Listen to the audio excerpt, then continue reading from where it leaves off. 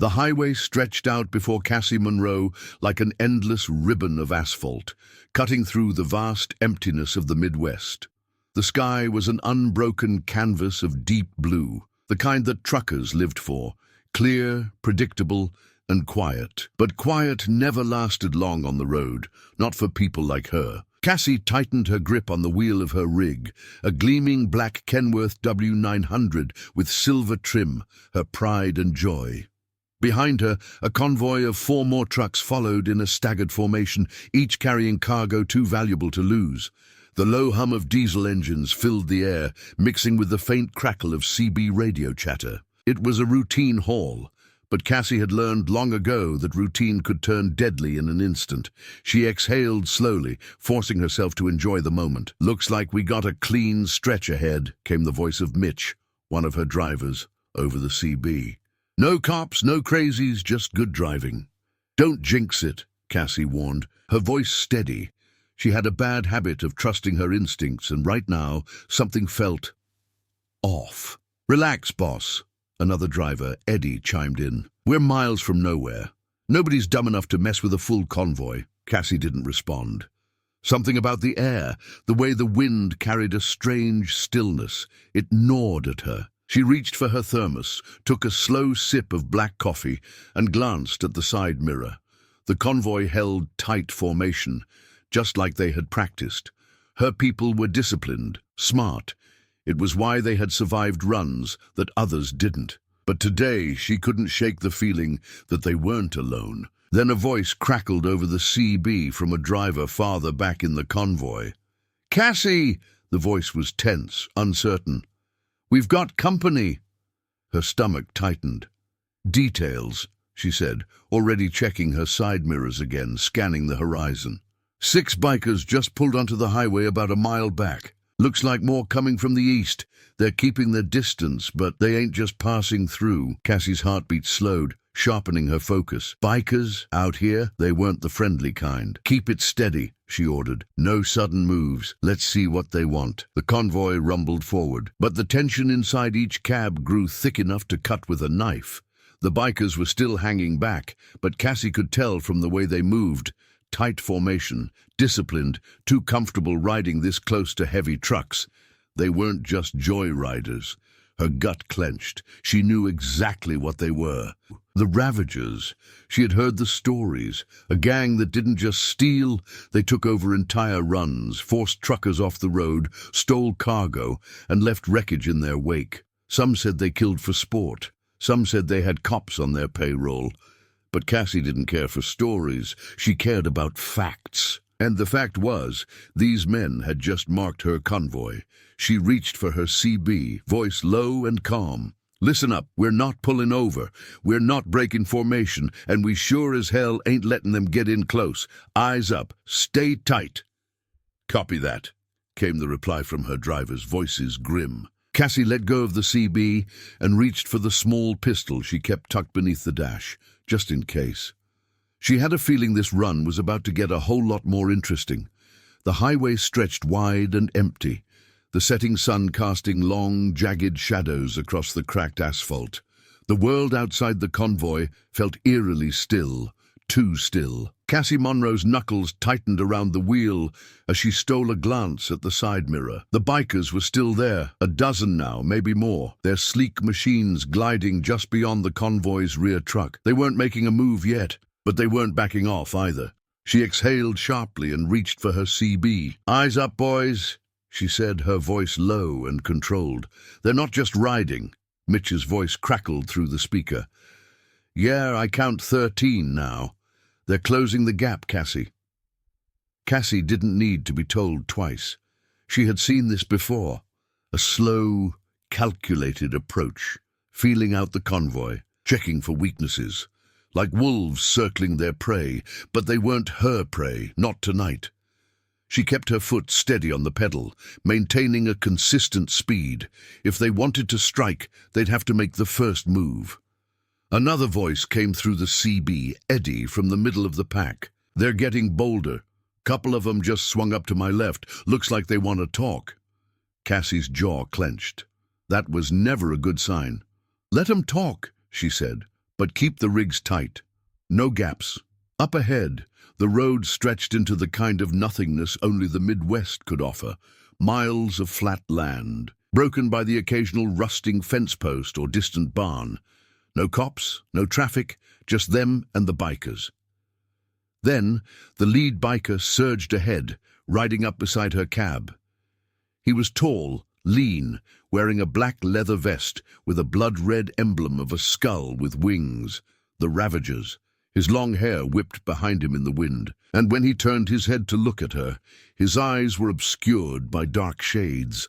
Cassie rolled down her window just enough to hear. The biker grinned. "Hell of a haul you got there, lady." Cassie didn't look at him. She kept her eyes on the road. "Don't know what you're talking about." "Come on now," the biker said, tilting his head. His voice was smooth, confident, too confident. "No need to play dumb. We know what you're carrying.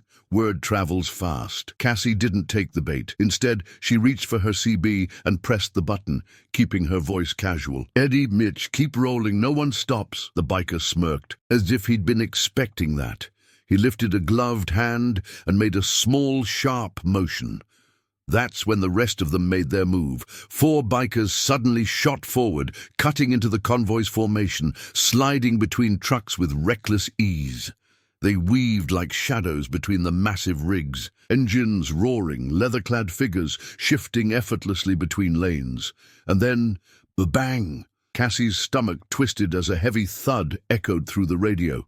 "Shit! They just clipped my tire!" Eddie's voice came through, strained with panic. Cassie flicked her gaze to the mirror just in time to see one of the Ravagers veer dangerously close to Eddie's truck, his boot kicking hard against the front wheel. Eddie fought for control, the massive 18-wheeler lurching as the biker laughed, speeding past. "They're trying to break formation!" Mitch shouted. "These bastards are playing dirty!"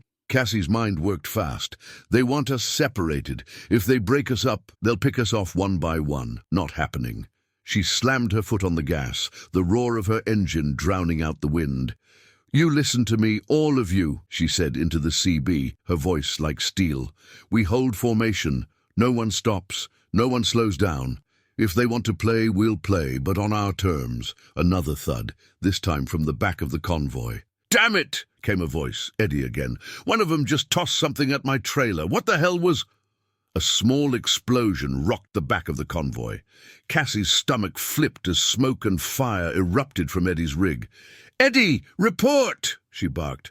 "I'm still rolling, but those sons of bitches just hit me with a Molotov. My rear tires are burning. I gotta—" Cassie didn't let him finish. "No, you don't," she snapped. "Keep driving. Get to the next mile marker and use the fire suppression. Do not stop." She could hear the strain in his voice, but he knew better than to argue. "Copy that." The Ravagers were done playing. Cassie clenched her teeth, her heart pounding as she checked the mirrors again. The lead biker, the one who had been talking to her, was still beside her, watching, waiting. His hand went to his belt. Then she saw it, a gun. No hesitation. Cassie jerked the wheel hard. Her truck swerved, the sheer force of the rig pushing air in a wave that slammed into the biker. He wobbled, struggling to maintain control, cursing as he fought against the wind pressure. Cassie's lips curled into a grim smile. "Not so cocky now, are you?" Mitch's voice came through the CB. "Boss, what's the play?" Cassie didn't hesitate. "We drive through," she said. Full speed, the convoy thundered forward. 5 massive rigs bearing down like an unstoppable force. The bikers had wanted a fight. Now they had one.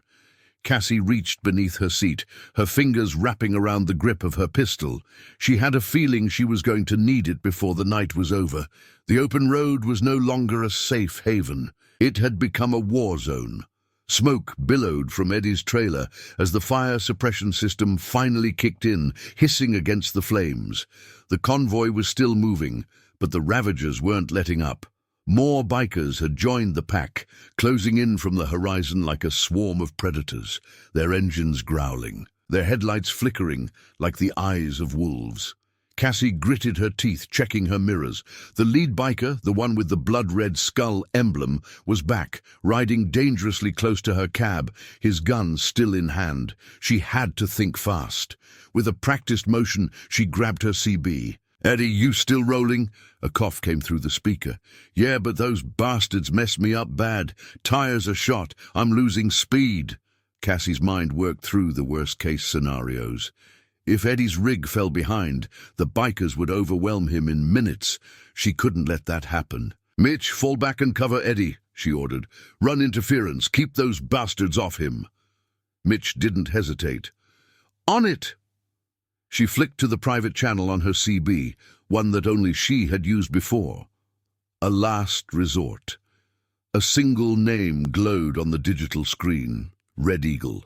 Cassie's fingers hovered over the button. She had sworn she wouldn't call him again, not unless it was life or death, but right now it damn well felt like life or death. She pressed the button. A moment passed. Then, two. Silence. Then a voice, deep, steady, and unmistakable. "Didn't expect to hear from you again, Monroe." Cassie exhaled, gripping the wheel tight. "I wouldn't be calling if I had a choice." A low chuckle. "Sounds like you're in trouble." She glanced in the mirror. One of the bikers had just pulled a crowbar from his saddlebag, swinging it toward Eddie's exposed rear wheels. "Yeah," she said, "and I need backup now." A pause. "Then where?" She rattled off the highway and mile marker, keeping her voice even despite the chaos around her. 5 minutes, Red Eagle said. Then the line went dead. Cassie didn't have time to think about whether he'd actually come, because right now she had a bigger problem. The lead biker, Rocco. She knew his name now. Heard one of his men call it out as he closed in on her side, grinning like the devil himself. "Just pull over, sweetheart," he called out, his voice smooth and taunting. "Make this easy on yourself." Cassie didn't answer. Rocco sighed dramatically. "You truckers are all the same. Tough until your wheels stop rolling." Then he lifted his gun. Cassie's world slowed. Adrenaline surged through her veins as she made a split-second decision. She jerked the wheel hard. Her Kenworth veered sharply toward Rocco, the massive rig cutting across the lane like a sledgehammer. Rocco's eyes widened. He yanked his handlebars to the side, barely avoiding being crushed beneath 30 tons of steel. Cassie didn't stop. She gunned the engine, barreling forward, sending a powerful blast of air and sheer force through the convoy's wake. The bikers behind her wobbled, some swerving to avoid colliding with each other. Mitch's voice came through the CB. "Jesus, Cassie, you trying to flatten these guys?" "If they keep pushing," she growled, "I just might." But Rocco wasn't giving up. Recovering quickly, he gestured to his men. The bikers adjusted, pulling back momentarily, but Cassie knew it wasn't a retreat. They were regrouping. She needed a plan. Fast. "Eddie, status?" "Tires are gone," Eddie said, voice tight. "I'm losing it, Cassie." Her heart clenched. Think. Then she saw it. A rest stop. A deserted truck stop about a mile up, its old neon sign flickering weakly in the fading light. "Perfect. Listen up," she said. "We're pulling into that truck stop, but we're not stopping. We're boxing in." Mitch caught on fast. "Block 'em in?" Exactly. She didn't need to outrun the Ravagers. She just needed to buy time. Eddie limped his rig toward the exit, followed by Mitch, while Cassie stayed up front, her foot steady on the gas. As soon as they hit the entrance, the convoy swung in hard.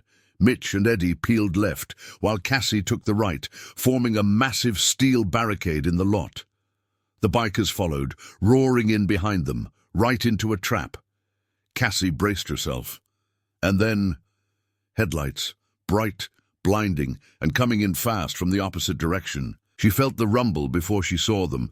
Trucks, big ones, unmarked matte black semis barreling toward the rest stop like missiles. Rocco's men hesitated. Cassie smirked. Red Eagle came. The first truck hit the brakes hard, skidding to a stop between the bikers and Cassie's convoy.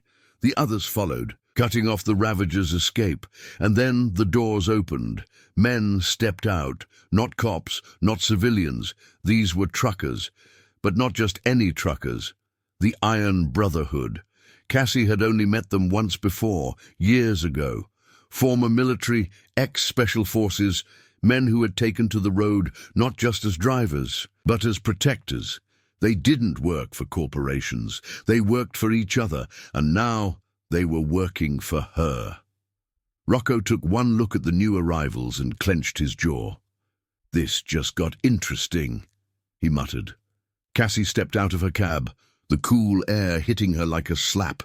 Rocco turned toward her, still gripping his gun. She leveled her gaze at him. "You wanted to play?" she said, voice calm but deadly. "Now you're playing against the big boys." The rest fell silent. Engines idled.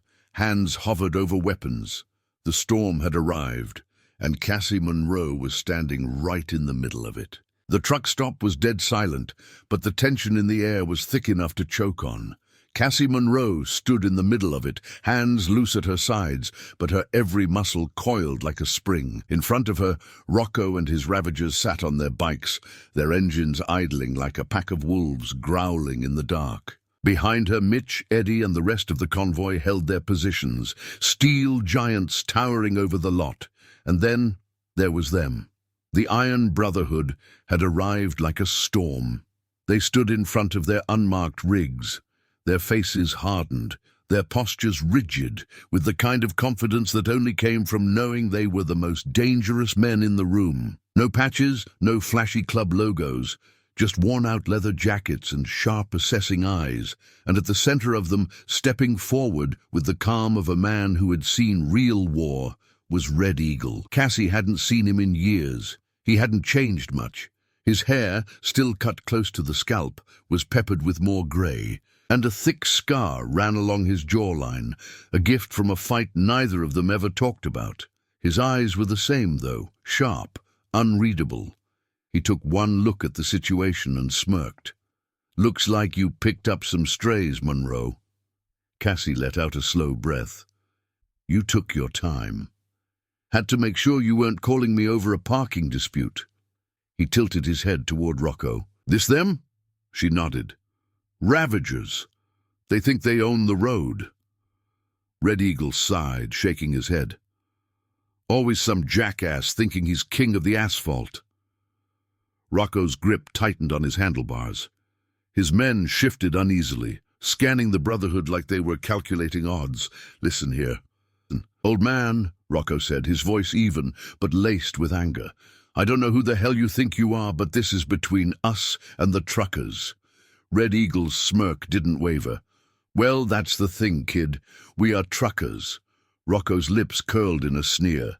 "Yeah? Then why don't you move along? This is none of your business."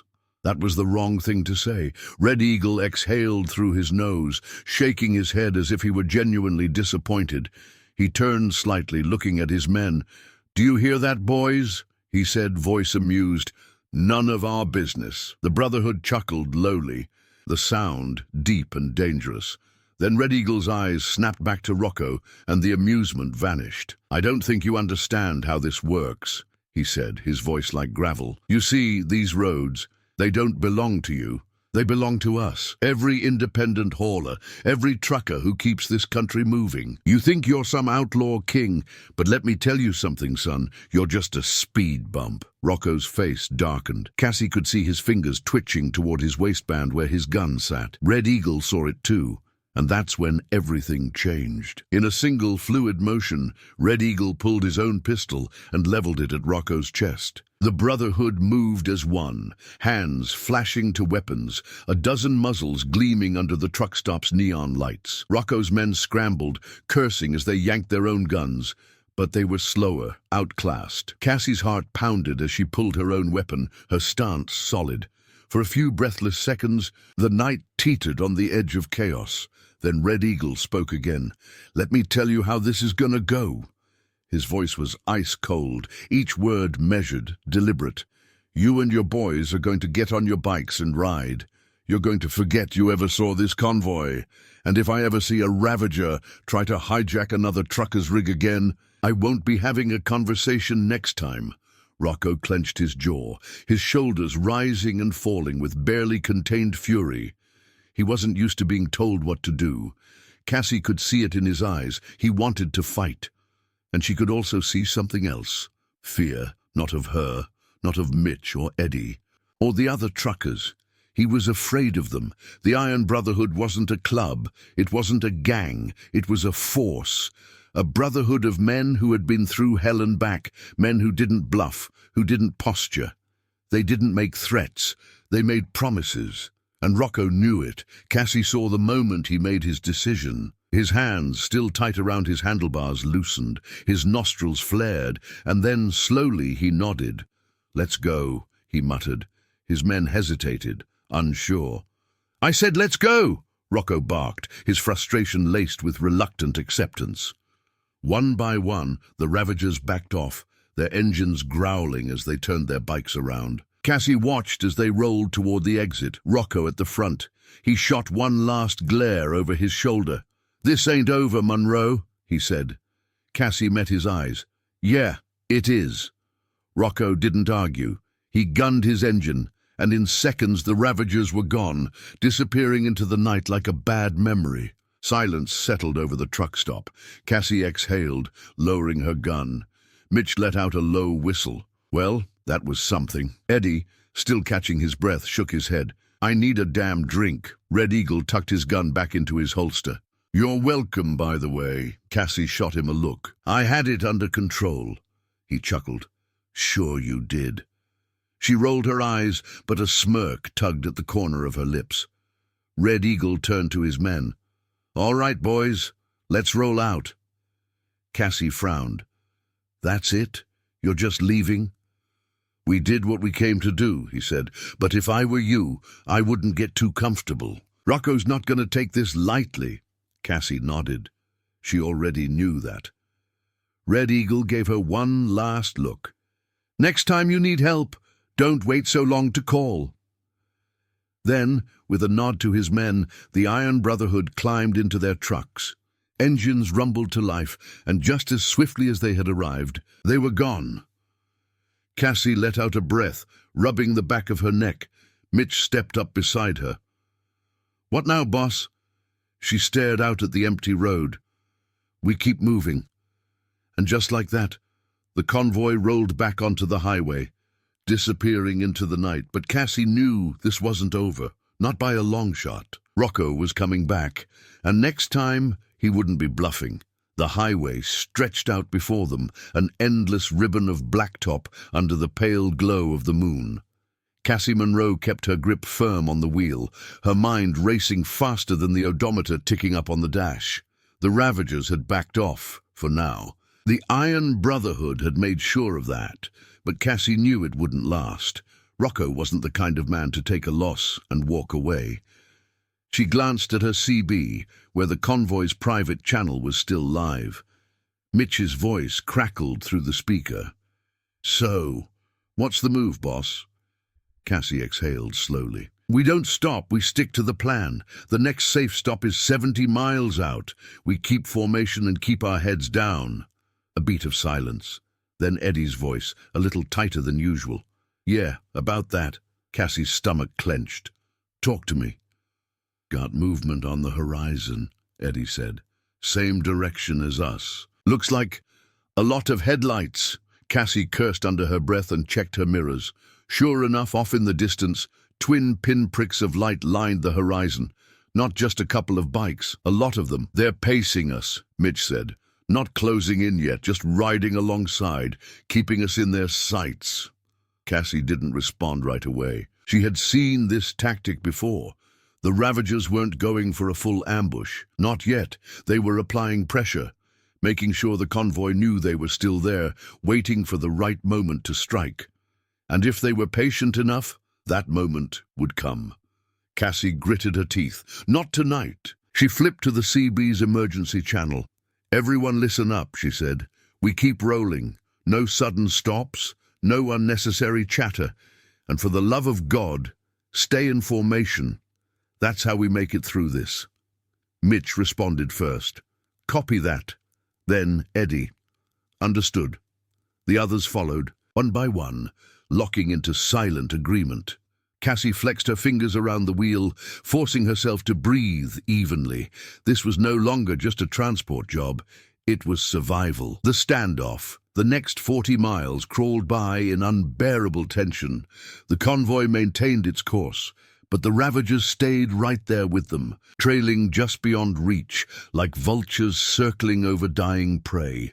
Cassie's nerves were steel, but even she felt the weight of their presence pressing in on her like a noose tightening around her throat. Then, at mile marker 217, it happened. A lone set of headlights darted forward, one of the bikers breaking formation. Cassie's instincts screamed at her to react, but she forced herself to stay calm, watching as the rider, helmeted, dressed in black leather, pushed ahead, riding parallel to the convoy. And then, just as suddenly, he cut across the highway, angling hard toward the lead truck. Cassie's breath hitched. "Eddie, hard right now!" Eddie's truck swerved just in time, narrowly avoiding the biker as he sped past, his laughter echoing through the wind. Cassie cursed. They were testing them, pushing, prodding, looking for weaknesses. But there was something else, too. They weren't attacking outright, they were herding them. Cassie's mind raced.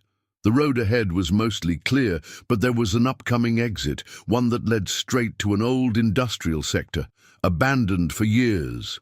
If the Ravagers wanted to box them in, that was where they would do it. Cassie's grip on the wheel tightened. They weren't just looking for revenge. They wanted everything, and if she wasn't careful, she'd be leading her people straight into a trap. The plan. Cassie grabbed the CB. "Mitch, Eddie, we can't take the next exit. That's where they want us." Mitch was breathing hard. "Then what the hell do we do, Cass? We change the rules," she said. "We take control." A moment of silence. Then Eddie's voice, laced with wary curiosity. "I'm listening." Cassie's mind worked fast, running through every possible move, every angle. "We're coming up on a way station," she said. "Old one, shut down years ago, but it's got enough space to maneuver. That's where we make our stand." Mitch let out a low whistle. "A stand? You're talking about fighting back?" Cassie's jaw tightened. "We don't have a choice." They all knew it. If they kept running, the Ravagers would pick them apart piece by piece. But if they turned the tables, they just might have a shot. The way station. Cassie took the lead, guiding the convoy toward the dark silhouette of the abandoned way station just off the highway. The Ravagers followed, predictably, their headlights cutting through the night like hungry eyes. As soon as they reached the lot, Cassie gave the command. "Trucks, form a wall!" Mitch and Eddie reacted instantly, skidding their rigs into position, their trailers forming a tight defensive perimeter. The others followed suit, creating a fortress of steel and 18-wheeled muscle. Cassie pulled her own rig into place, cutting the engine. Then she grabbed her shotgun. The Ravagers weren't far behind. Within moments, the sound of roaring engines filled the lot as the bikers surrounded them, encircling the convoy like wolves closing in for the kill. Cassie stepped down from her cab, her boots crunching against the gravel. The night air was electric. Then from the sea of snarling engines and flashing headlights, Rocco emerged. He was grinning. Cassie raised her shotgun. Rocco lifted his hands mockingly. "Easy there, sweetheart. No need for that." Cassie's voice was cold. "I'm not your sweetheart." Rocco chuckled. "Fair enough, but I gotta say, this is a nice little setup you got here." His gaze flicked toward the makeshift barricade of trucks. "You're cornered, Monroe." Cassie's heart pounded, but she didn't let it show. "Funny," she said. "I was just about to say the same thing to you." Rocco raised an eyebrow, intrigued. "That's so?" Cassie smirked. Then from behind the trucks, headlights, a deep, familiar rumble cut through the tension like a knife. Rocco turned. His smirk faltered. The Iron Brotherhood was back, and this time they weren't just watching. They were here to finish what they started. Cassie's grip on her shotgun tightened as Red Eagle stepped into the light, his face unreadable. He looked at Cassie, then at Rocco, and then, in a voice like distant thunder, he said, "You boys made a mistake coming back." Rocco's men tensed. Cassie smiled. The real fight was about to begin. The way station was locked in a moment of stillness, the kind that came before all hell broke loose. Cassie Monroe stood her ground, shotgun in hand, her convoy boxed in behind her. The Iron Brotherhood had arrived, their silent presence carrying the weight of an unspoken promise. This ends tonight. Across from them, the Ravagers loomed like a pack of starving animals, their engines still rumbling, their leader, Rocco, clenching his jaw as his carefully laid plan unraveled before his eyes. Cassie could see it in his face. He wasn't just angry, he was furious. "You just don't know when to quit, do you, Monroe?" Rocco sneered, adjusting the leather gloves on his hands. "You really think a few extra truckers are going to change the outcome?" Red Eagle took a slow step forward, his hands relaxed at his sides, but his presence impossible to ignore. "You're outnumbered, kid," he said, his voice low and even. "Take your boys and ride before this gets ugly." Rocco laughed, a sharp, humorless sound. "You think I'm outnumbered?" he taunted. Then he raised a hand and snapped his fingers. And just like that, more engines. From the highway, another wave of headlights surged toward them. A second group of Ravagers roaring in from the darkness, dust kicking up as their tires skidded to a stop beside their brothers. Cassie's stomach tightened. They weren't just here to intimidate. This was a full-scale attack. Mitch's voice crackled in her earpiece. "Shit, boss, there's at least 20 more of them now." Cassie's mind raced. 40 bikers against 5 trucks and a handful of Brotherhood drivers. The odds weren't in their favor, and Rocco knew it.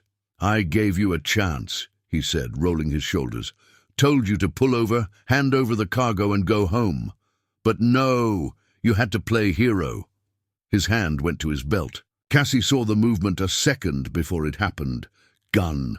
She reacted without thinking. Boom! Her shotgun roared, the blast shattering the silence. Rocco barely twisted out of the way in time, her shot ripping through the side mirror of a nearby bike instead. Then chaos. The Ravagers surged forward, guns flashing, boots slamming against the pavement as they moved like a wave. The Iron Brotherhood didn't hesitate. Red Eagle barked a single command, "Now!" and his men sprang into action. One of the truckers, Cooper, swung a metal pipe straight into a biker's ribs, sending him sprawling. Another Brotherhood driver, Jacko, yanked a Ravager off his bike mid-charge, slamming him into the pavement before grabbing his own pistol. Cassie ducked, avoiding a bullet that whizzed past her ear. She swung her shotgun like a bat, catching a biker in the side of the head with the wooden stock. Crack! The man collapsed, groaning, but there were too many of them. Every time one went down, 2 more came in his place. Cassie's crew was holding, but the bikers were ruthless, using numbers and sheer aggression to push them back. And then they went for the trucks. Cassie turned just in time to see 2 Ravagers scaling Mitch's rig, one of them pulling a knife as he climbed onto the cab. "Mitch!" she screamed. Mitch barely had time to react before the biker smashed through his side window. Cassie ran for the rig, but she was too late. The second biker threw something into the back of the truck. A second later, fire. Flames erupted from the trailer's side door, licking up the metal walls. Cassie's stomach dropped. The cargo. If it burned, everything was lost. She didn't hesitate. She charged the truck, grabbing the biker by the collar just as he tried to climb down. He twisted, slashing at her with his knife. Cassie dodged, barely. The blade sliced through her sleeve, a hot line of pain blooming along her arm. Gritting her teeth, she slammed her elbow into his nose, feeling it crunch beneath the force of the blow. The biker stumbled back, dazed, just as Mitch's door swung open. Mitch kicked the biker square in the chest, sending him flying off the rig. He hit the pavement hard, groaning as he rolled onto his side. Cassie didn't stop to check if he was getting up. She climbed into the truck, grabbing the fire extinguisher from behind the seat. Hiss! The flames sputtered as she sprayed the inside, smoke billowing out into the night. The cargo was damaged, but not destroyed. Yet. Outside, the fight raged on. The Brotherhood was holding, but just barely. Red Eagle was fighting 3 bikers at once, moving like a ghost, dodging a wild swing before slamming a fist into another's throat. Cooper was on the ground, struggling against a Ravager trying to choke him out. And then, gunfire. Cassie turned just in time to see Rocco standing atop a wrecked bike, his pistol raised, and aimed right at her. Her breath caught. She wasn't going to make it in time. Rocco's finger tightened on the trigger, and then bang, not from his gun, from another. Rocco's body jerked backward, his shoulder exploding in a spray of blood. Cassie's gaze snapped to the source. Mitch, standing on top of his rig, rifle in hand. Rocco stumbled, falling to one knee, clutching his arm. The Ravagers froze, their momentum shattered. Cassie saw the shift in their eyes. They weren't winning anymore. They were losing, and they knew it. She took a step forward, her shotgun still raised, blood still dripping from the gash on her arm. "You lost." Rocco's lip curled, but there was fear in his eyes now. Cassie saw it. So did his men. One by one, the Ravagers started backing off. Their numbers had dwindled. Their leader was wounded. They knew when to cut their losses. One by one, engines revved. The bikers started peeling out, disappearing into the night, some dragging their injured with them. Rocco was the last to go. He held her gaze, eyes burning with rage. And something else. A promise. "This ain't over," he spat, climbing onto his bike. "Not by a long shot." Then he was gone. The dust settled. The night was quiet again. Cassie let out a slow breath, lowering her shotgun. Mitch hopped down from his rig, shaking his head.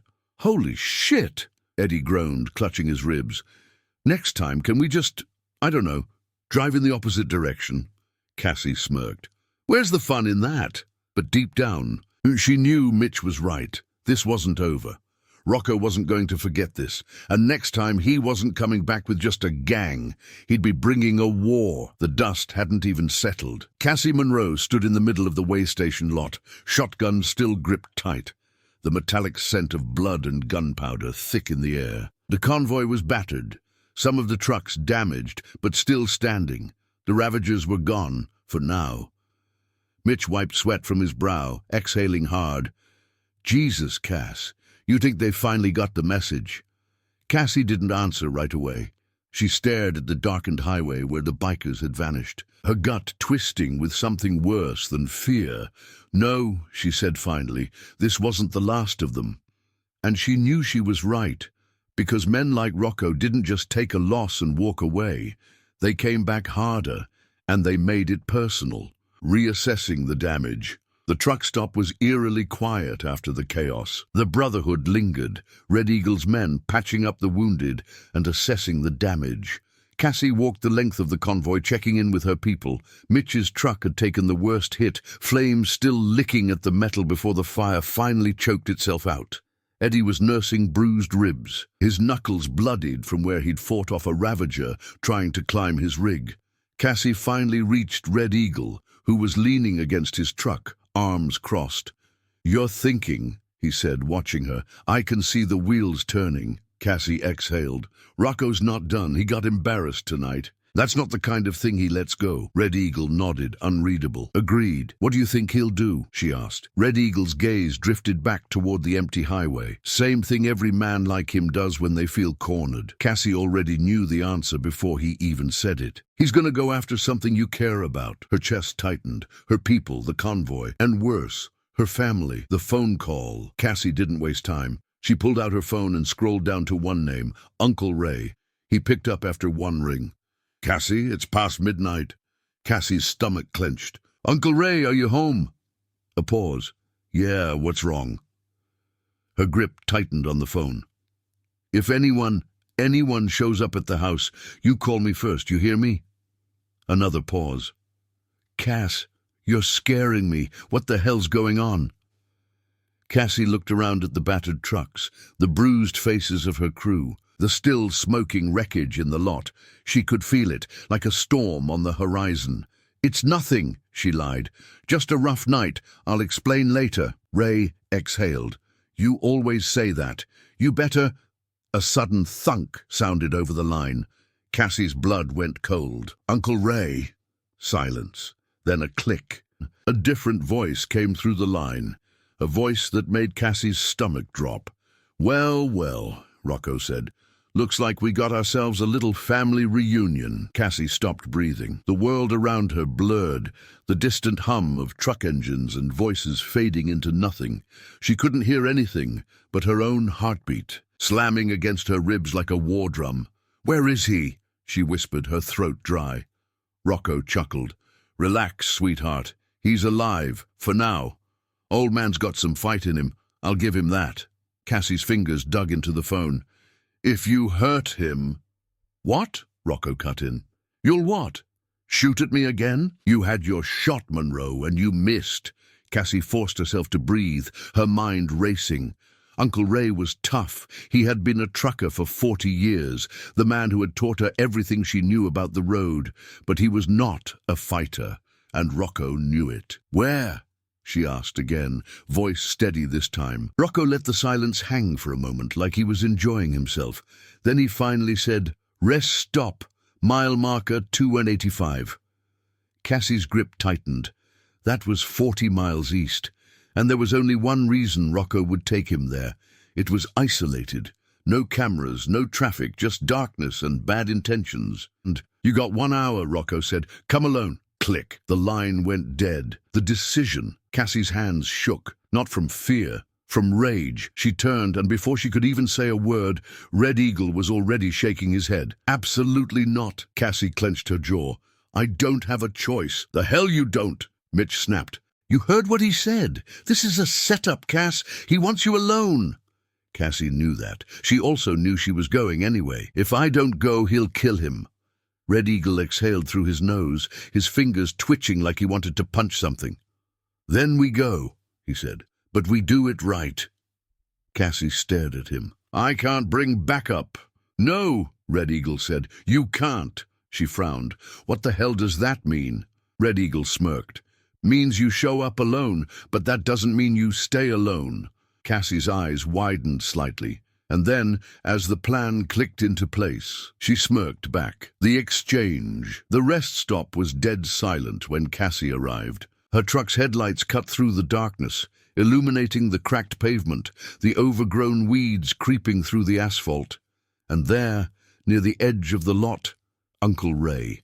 He was on his knees, hands zip-tied behind his back, blood dripping from a cut on his forehead, and standing next to him, gun in hand, was Rocco. Cassie stepped out of the cab, hands up, keeping her movements slow. "I'm here," she called. Rocco grinned. "I knew you'd come." Cassie took a few steps forward, her heartbeat steady. "Let him go, Rocco. You don't want him. You want me." Rocco tilted his head. "True, but this—" He nudged Ray with his boot, making the older man grunt. "This is just fun." Cassie's fingers itched for her gun, but she waited, because she knew what was coming. Rocco took another step forward, and then everything happened at once. Headlights exploded to life from the far side of the lot. Engines roared, and Red Eagle's men swarmed in from the darkness. Rocco barely had time to react before 3 Brotherhood members tackled him, his gun flying from his hand. Cassie lunged, cutting the zip ties from Ray's wrists before turning, just in time to see Red Eagle standing over Rocco, his boot pressed against the biker's chest.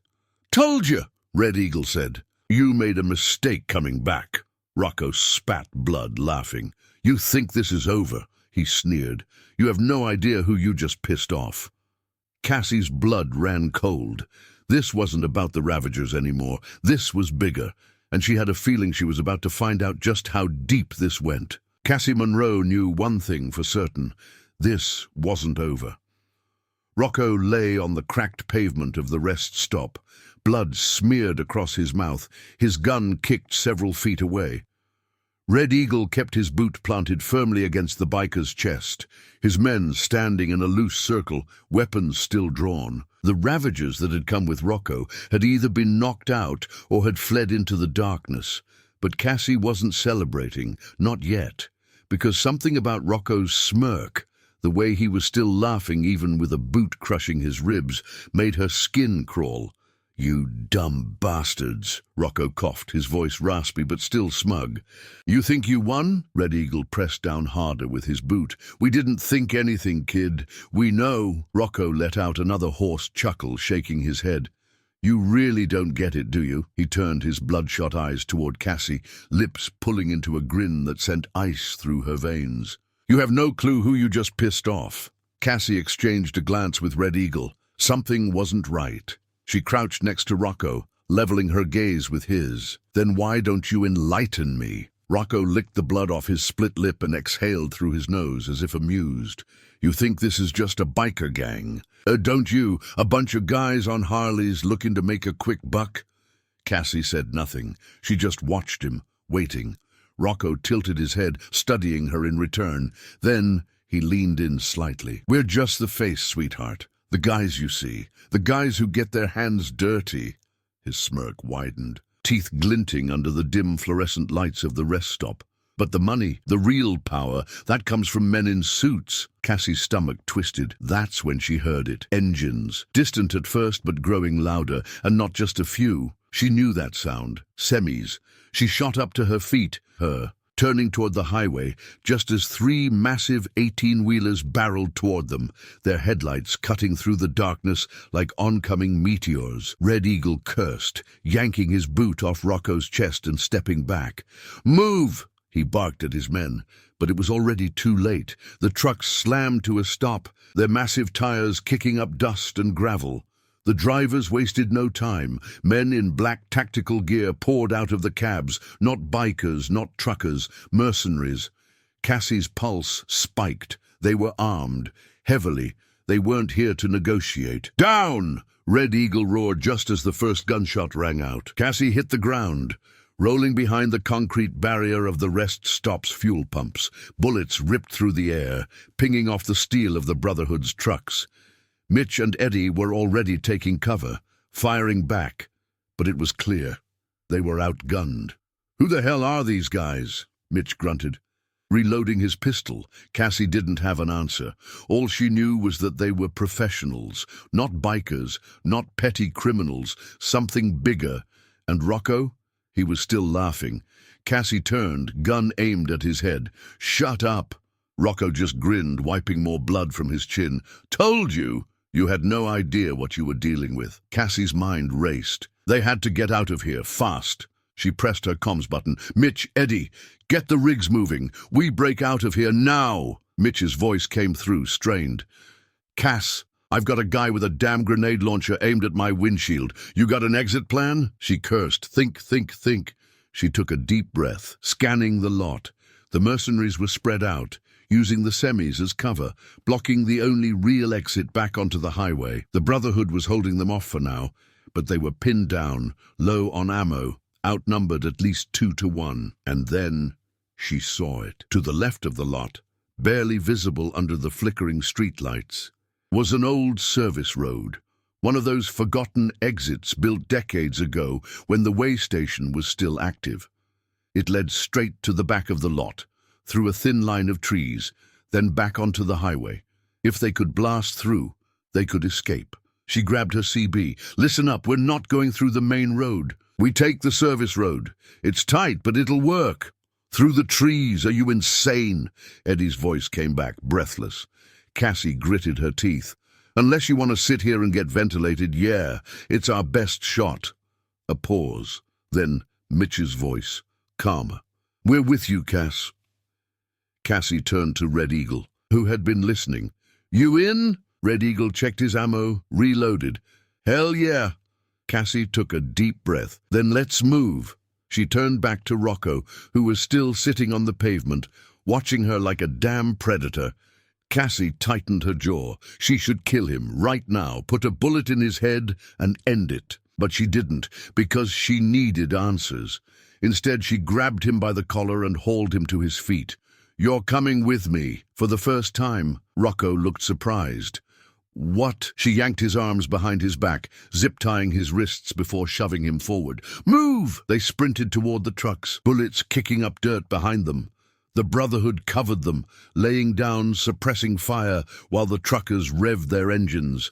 Cassie shoved Rocco into the passenger seat of her rig and climbed in after him. Mitch's voice came through the CB.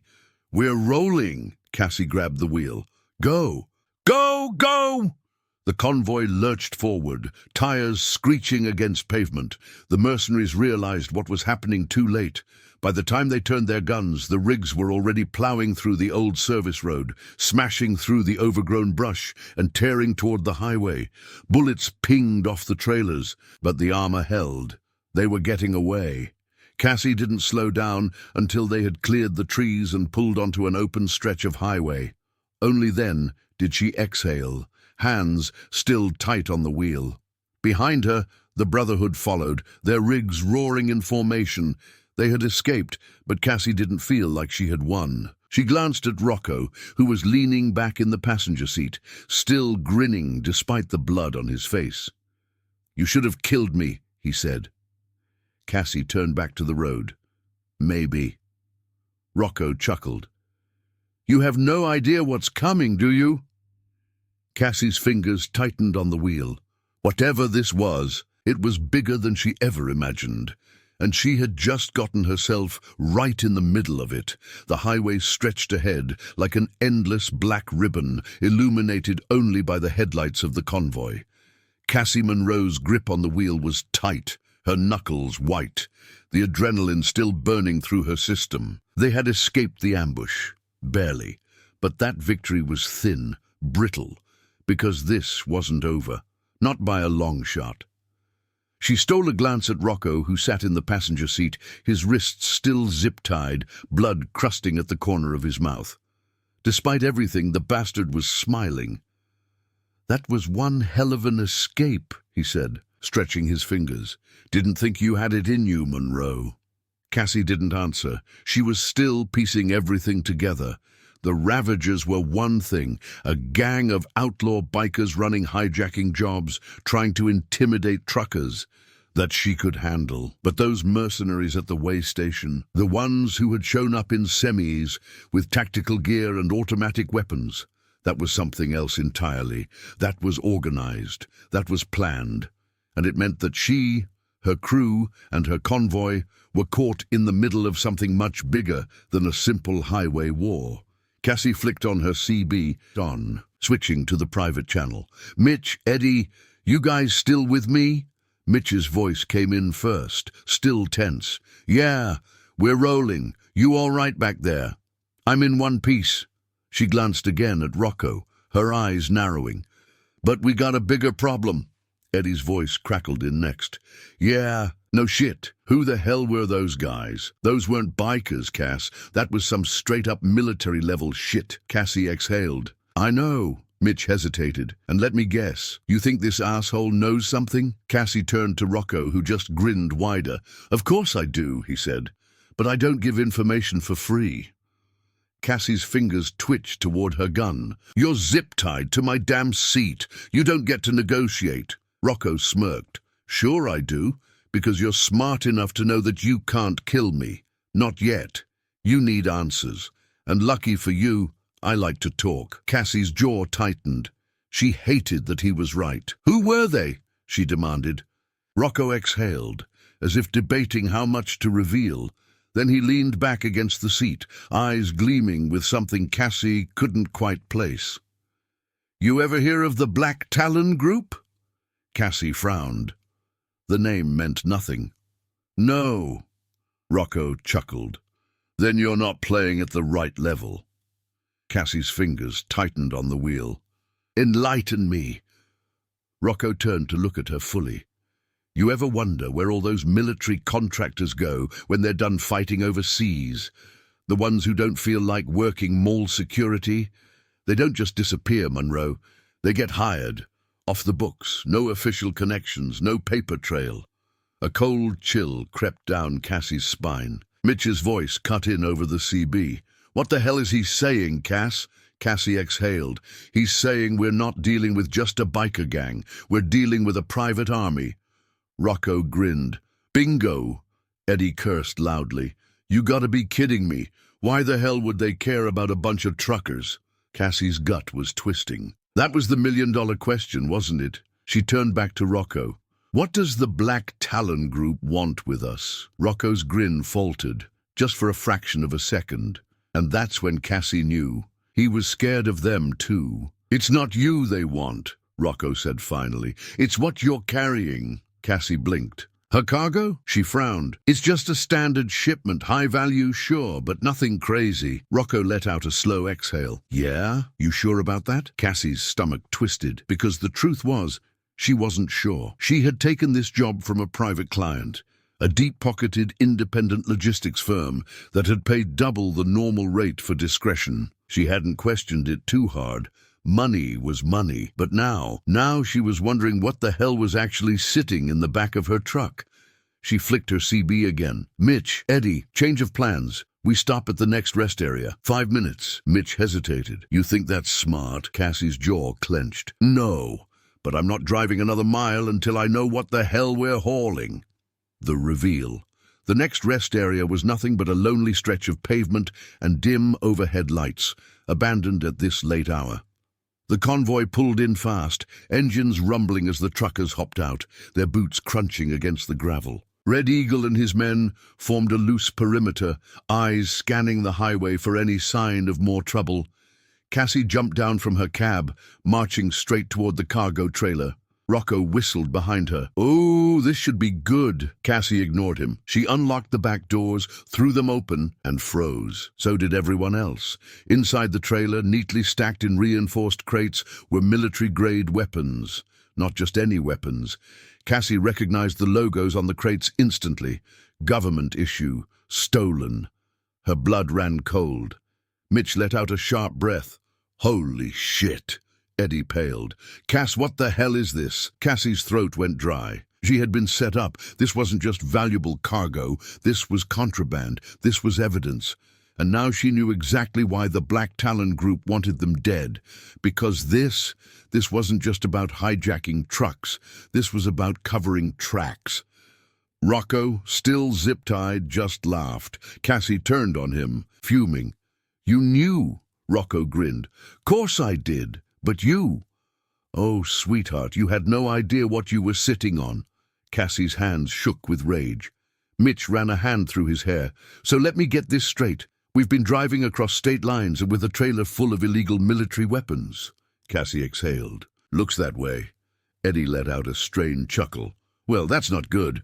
Cassie slammed the trailer doors shut. No, this wasn't good. This was as bad as it got. Because now, she wasn't just running from bikers. She wasn't just up against some outlaw gang looking to hijack a shipment. She was in the middle of something massive. Illegal arms deals, private military contractors, and a cleanup operation that involved killing anyone who got too close. And Cassie? She was now target number 1. Her pulse thundered in her ears. She took a slow, steady breath. Then she turned to Mitch and Eddie, her voice calm, deadly. We have 2 choices, she said. We can cut and run. She let that sit for a moment. Then she smiled. Or we can burn these bastards to the ground. Mitch smirked. Well, when you put it like that... Eddie cracked his knuckles. I say we make 'em regret ever crossing us. Cassie nodded. Then she turned back to Rocco. Looks like you and I are going to have a little chat. Because this wasn't just survival anymore. This was war. Cassie Monroe leaned against her rig, arms crossed, her mind racing. The weight of what she had just discovered sat heavy in her chest. Military-grade weapons, stolen, hidden in the back of her truck like any other cargo. She had been set up, and now she had a war coming. Mitch paced beside her, his boots scraping against the asphalt of the empty rest stop. Cass, this is bad, real bad. We're not just talking about stolen goods here. This is high-level government shit. Whoever these Black Talon bastards are, they're not just some gang. They're the type of people who disappear problems. Eddie leaned against his truck, running a hand down his face. And we're the problem now. Cassie didn't respond immediately. She was still processing, still trying to piece together exactly how deep this went.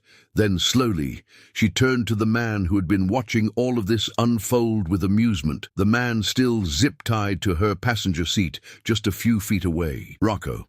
You knew, she said, her voice dangerously quiet. Rocco grinned. I told you.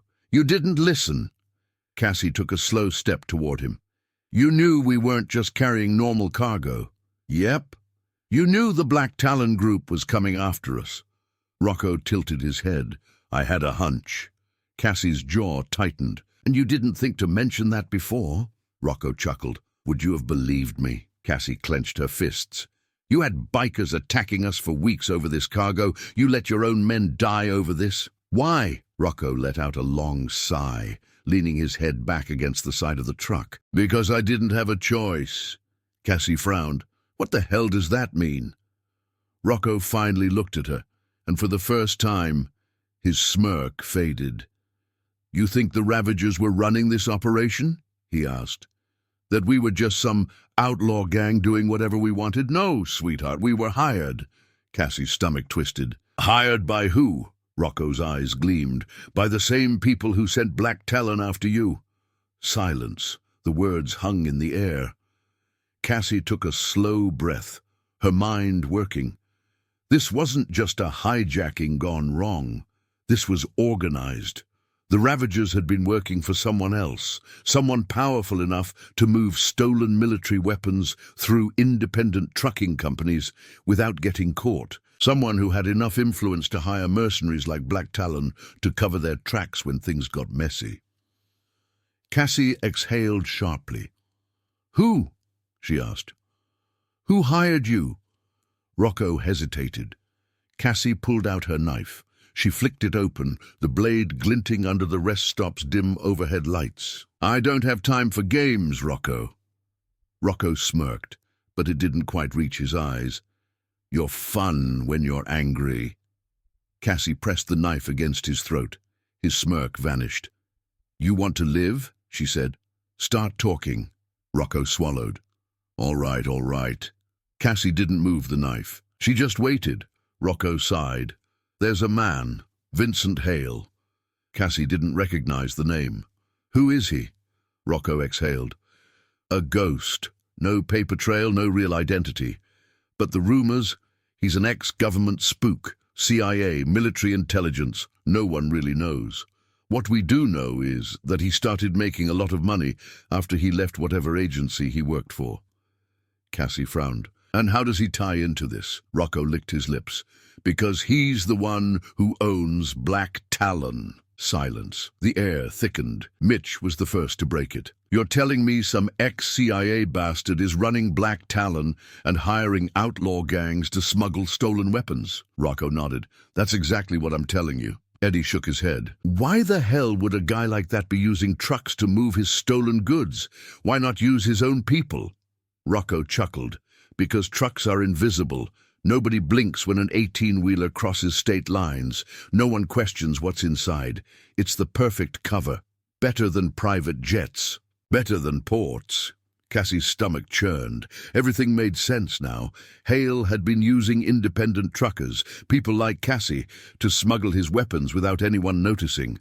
And when things started going sideways, he called in Black Talon to clean up the mess. And Cassie and her crew were the mess. Mitch exhaled. So what's the play here, Cass? Cassie didn't answer right away, because she knew what they had to do. They had evidence now. The crates in the back of their trailers weren't just dangerous. They were proof. Proof of a criminal operation that ran deeper than anything they'd ever imagined. If they took this to the right people, if they played this smart, they could expose everything. But that also meant one thing. They couldn't just run. They had to go to war. Cassie finally looked up, her gaze locking onto Mitch and Eddie. We don't run, she said. We don't hide. We take this fight straight to them. Mitch exhaled. You're serious? Cassie's jaw clenched. We take these weapons. We find out where they were going, and then we expose whoever the hell is behind this. Eddie gave a low whistle. That's one hell of a plan. Cassie turned back to Rocco. And you? Rocco raised an eyebrow. What about me? Cassie leaned in. You're coming with us. Rocco blinked. You think I'm going to help you take down Hale? Cassie smirked. You don't have a choice. Rocco chuckled. You're insane. Cassie nodded. Probably. Mitch sighed. All right, Cass. I'm in. But where the hell do we even start? Cassie took a slow breath. Then she turned toward the highway, eyes narrowing. We start by finding Vincent Hale. Because if they wanted to survive this, if they wanted to end this, they had to go straight to the source. The war was just beginning. Cassie Monroe had spent her life hauling cargo across America's highways, dealing with roughnecks, thieves, and more than her fair share of wannabe gangsters. But this was different. This wasn't just some outlaw crew looking to hijack a shipment. This was organized crime at the highest level, a black market weapons operation using independent truckers as disposable carriers. And now, Cassie and her crew had something they weren't supposed to have: proof. And that meant only one thing: they were marked for death. She stood in the center of the abandoned rest stop, staring out at the highway where, somewhere out there, Vincent Hale, a man she had never met, but who had already tried to have her killed, was probably deciding his next move. Cassie wasn't going to wait for it. She was going to make her own. Making a plan. The convoy had gathered in a tight circle, engines cooling, men and women shaking off the adrenaline from the last firefight. Mitch, Eddie, and Red Eagle stood closest to Cassie, their faces set with hard determination. Then there was Rocco, still zip-tied, still smirking, still acting like he wasn't the most hated man within 100 miles. Cassie turned to the group. "All right, listen up. We got a choice." Mitch crossed his arms. "We run or we fight." Cassie nodded. "That's right." Eddie sighed, rubbing his face. "And I'm guessing you already made up your mind." Cassie looked around at them. "We could dump this cargo and disappear, but that wouldn't stop them. Hale isn't the kind of guy to let loose ends walk away. We'd be looking over our shoulders for the rest of our lives." Red Eagle grunted. "So what's the play?" Cassie took a breath. "We set a trap." That got their attention. Mitch raised an eyebrow. "You want to bait these bastards?" Cassie smirked. "Damn right I do." She turned toward Rocco. "And he's gonna help us do it." Rocco laughed. "Oh, sweetheart, you really think I'm gonna help you take down my old boss?" Cassie leaned in, lowering her voice. "You don't have a choice, Rocco." Rocco's smirk didn't fade. "You really think Hale gives a damn about me? You kill me, he won't even blink." Cassie studied him. "You scared of him?" For the first time, Rocco hesitated. It was subtle. Just a flicker of something in his eyes. Fear. Cassie smiled. "Yeah, that's what I thought." She turned back to the group. "We make them think we're running scared. We get on the radio, spread the word that we're looking to sell the cargo off to the highest bidder. We use Rocco's contacts, get the word out." Eddie frowned. "And then what?" Cassie's eyes burned with determination. "We let Hale come to us." The bait. Rocco didn't like the plan, but Cassie made sure he understood one thing very clearly. If he didn't play along, she'd leave him zip-tied on the side of the road for black talent to find. That got his cooperation real quick. Within the hour, Cassie had Rocco making calls, old contacts, biker gangs, crooked middlemen, spreading a carefully crafted rumor that Cassie Monroe's convoy had stolen weapons for sale, that she was desperate, that she was looking for buyers. It didn't take long.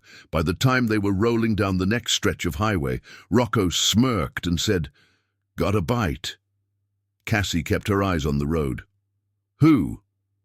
"Some broker named Nolan Vega," Rocco said. "Middleman, moves product for guys like Hale but doesn't take sides. If word's out that we got something to sell, Hale's gonna hear about it real fast." Mitch's voice crackled over the CB. "And when he does..." Cassie's hands tightened on the wheel. "Then we spring the trap."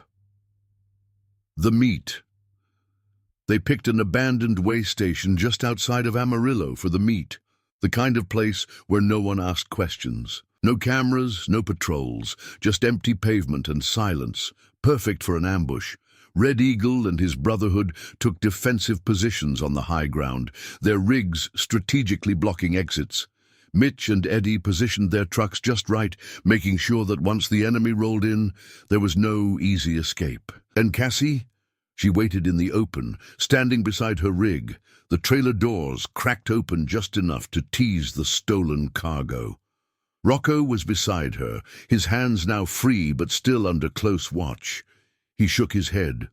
"This is suicide, sweetheart." Cassie didn't take her eyes off the road. "Only if we screw it up," Rocco sighed. You do realize Hale's gonna send Black Talon, right? He's not showing up himself, Cassie smirked. I'm counting on it. The arrival. The first vehicle appeared on the horizon just after midnight. Then another. And another. Within minutes, 3 unmarked SUVs and a convoy of black semis rolled in, engines humming like thunder in the night. Cassie counted at least 20 men stepping out, fully armed, tactical gear, Black Talon. A single man emerged from the lead SUV. Not Hale, but someone close. Nolan Vega. He was lean, dressed sharp, the kind of guy who didn't get his hands dirty, but made sure others did. Vega walked toward them, smiling like he was greeting an old friend. "Well, well," he said, looking at Cassie. "You've caused quite the mess." Cassie kept her expression neutral. "I like to keep things interesting." Vega's eyes flicked to Rocco. "And you, I thought you were smarter than this." Rocco rolled his shoulders. "Guess I had a change of heart." Vega smirked. "Yeah, that's not how this works." Behind him, Black Talon moved in, spreading out in a tight formation. Cassie could feel it, the moment before the storm. Then Vega turned back to her. "Where's the product?" Cassie tilted her head toward the trailer. "Take a look." Vega nodded at 2 of his men, who moved toward the back of the truck. Cassie's heart pounded. They were walking right into position. Then, "Now!" The explosion rocked the way station, a fireball erupting from a hidden fuel drum Mitch had rigged. The Black Talon Merc spun, caught off guard, and that's when the convoy struck. Gunfire erupted as Red Eagle's men rained hell from the high ground. Mitch and Eddie gunned their engines, their rigs slamming into the Black Talon vehicles, blocking their escape. Cassie dove behind her truck, bullets whizzing past as she yanked her shotgun free. Vega was screaming orders, but it was too late. They were trapped. Cassie's convoy had turned the hunters into prey. She leveled her shotgun at Vega. "Tell Hale," she said, voice steady, deadly. "We're coming for him." Then she fired. Vega dropped, clutching his leg as Cassie and her crew wiped out the last of the mercs. When the smoke cleared, it was over. Cassie exhaled, her hands steady. One battle down. But the war with Vincent Hale had just begun, and now it was her move. Cassie Monroe stood over Nolan Vega's writhing form, the muzzle of her shotgun still hot, smoke curling into the night air. The convoy had won this battle, but the war was just beginning. Hale would come for them. That was a certainty. And this time he wouldn't just send mercenaries, he would come to finish the job himself.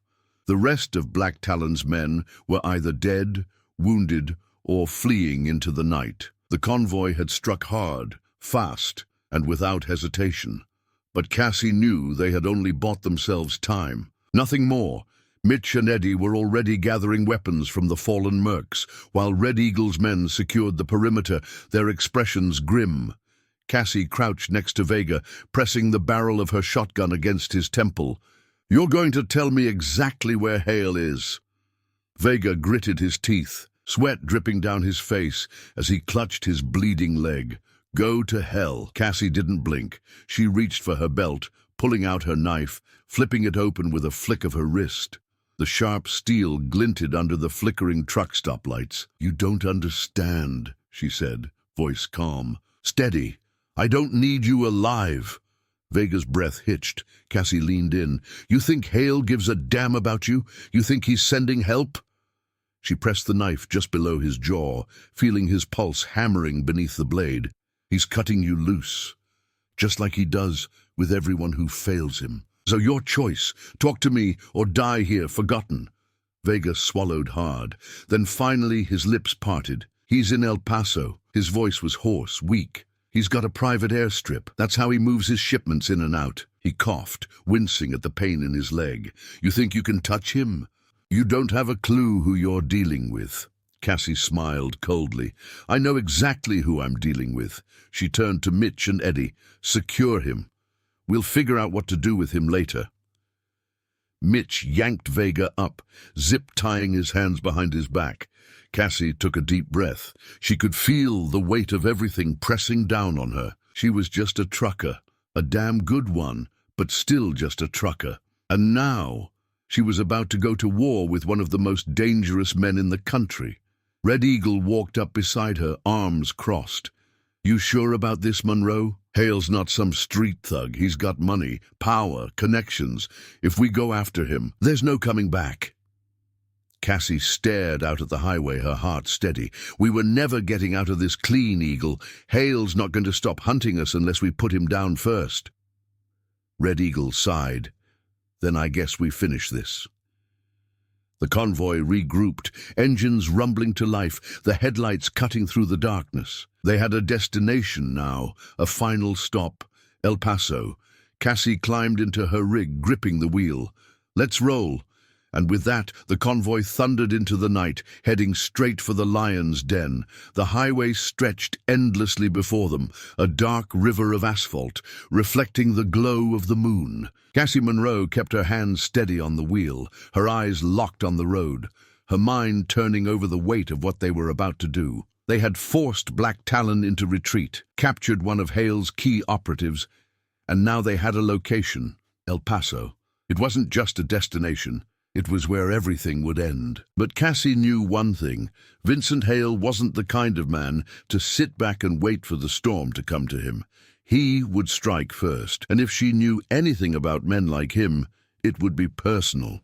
Mitch's voice crackled over the CB, steady but carrying the edge of a man who knew trouble was closing in. "Cass, we're still about 3 hours out. You really think we're just going to roll into El Paso without getting hit again?" Cassie exhaled. "No, I don't." Eddie chimed in next. "So what's the play? We keep driving till they come knocking, or do we make a stand somewhere?" Cassie thought about it. If they stopped, they could control the battlefield. But stopping also meant giving Hale time to gather his forces, and she wasn't interested in letting him dictate the terms. "We keep moving," she said, "but stay tight. No stragglers, no unnecessary radio chatter. The second we get close, we go dark." Mitch grunted. "Got it, but I got a bad feeling about this." Cassie had the same feeling, but she wasn't going to say it out loud. Instead, she checked her mirrors, watching the convoy behind her. Red Eagle and his Brotherhood rigs were riding close, their massive semis forming a wall of steel and power. They were a force. But against Hale, against Black Talon, that was still an unknown. And then, like clockwork, the storm arrived. The first sign was the sudden flicker of movement in the distance. Cassie caught it in her peripheral vision, just a flash of light, a glint of chrome against the darkness. Then came the sound, distant at first but growing fast. Motorcycles, lots of them. Cassie grabbed the CB. "We've got incoming," Mitch responded instantly. "Where?" 3 o'clock, at least a dozen, maybe more." Eddie's voice was tight. "Shit, here we go." The Ravagers weren't done. Cassie had been expecting this. Rocco's gang had been humiliated, beaten, and left in the dust. But bikers like that didn't disappear. They regrouped, they planned. And now they were making their last desperate play. The convoy tightened up as the bikes closed in. Cassie could see them now, leather-clad figures riding hard, headlights flickering as they spread out, flanking the rigs, looking for weaknesses. Mitch cursed. "They're trying to box us in." Cassie's mind worked fast. The highway was open, no exits nearby, just flat desert stretching on either side.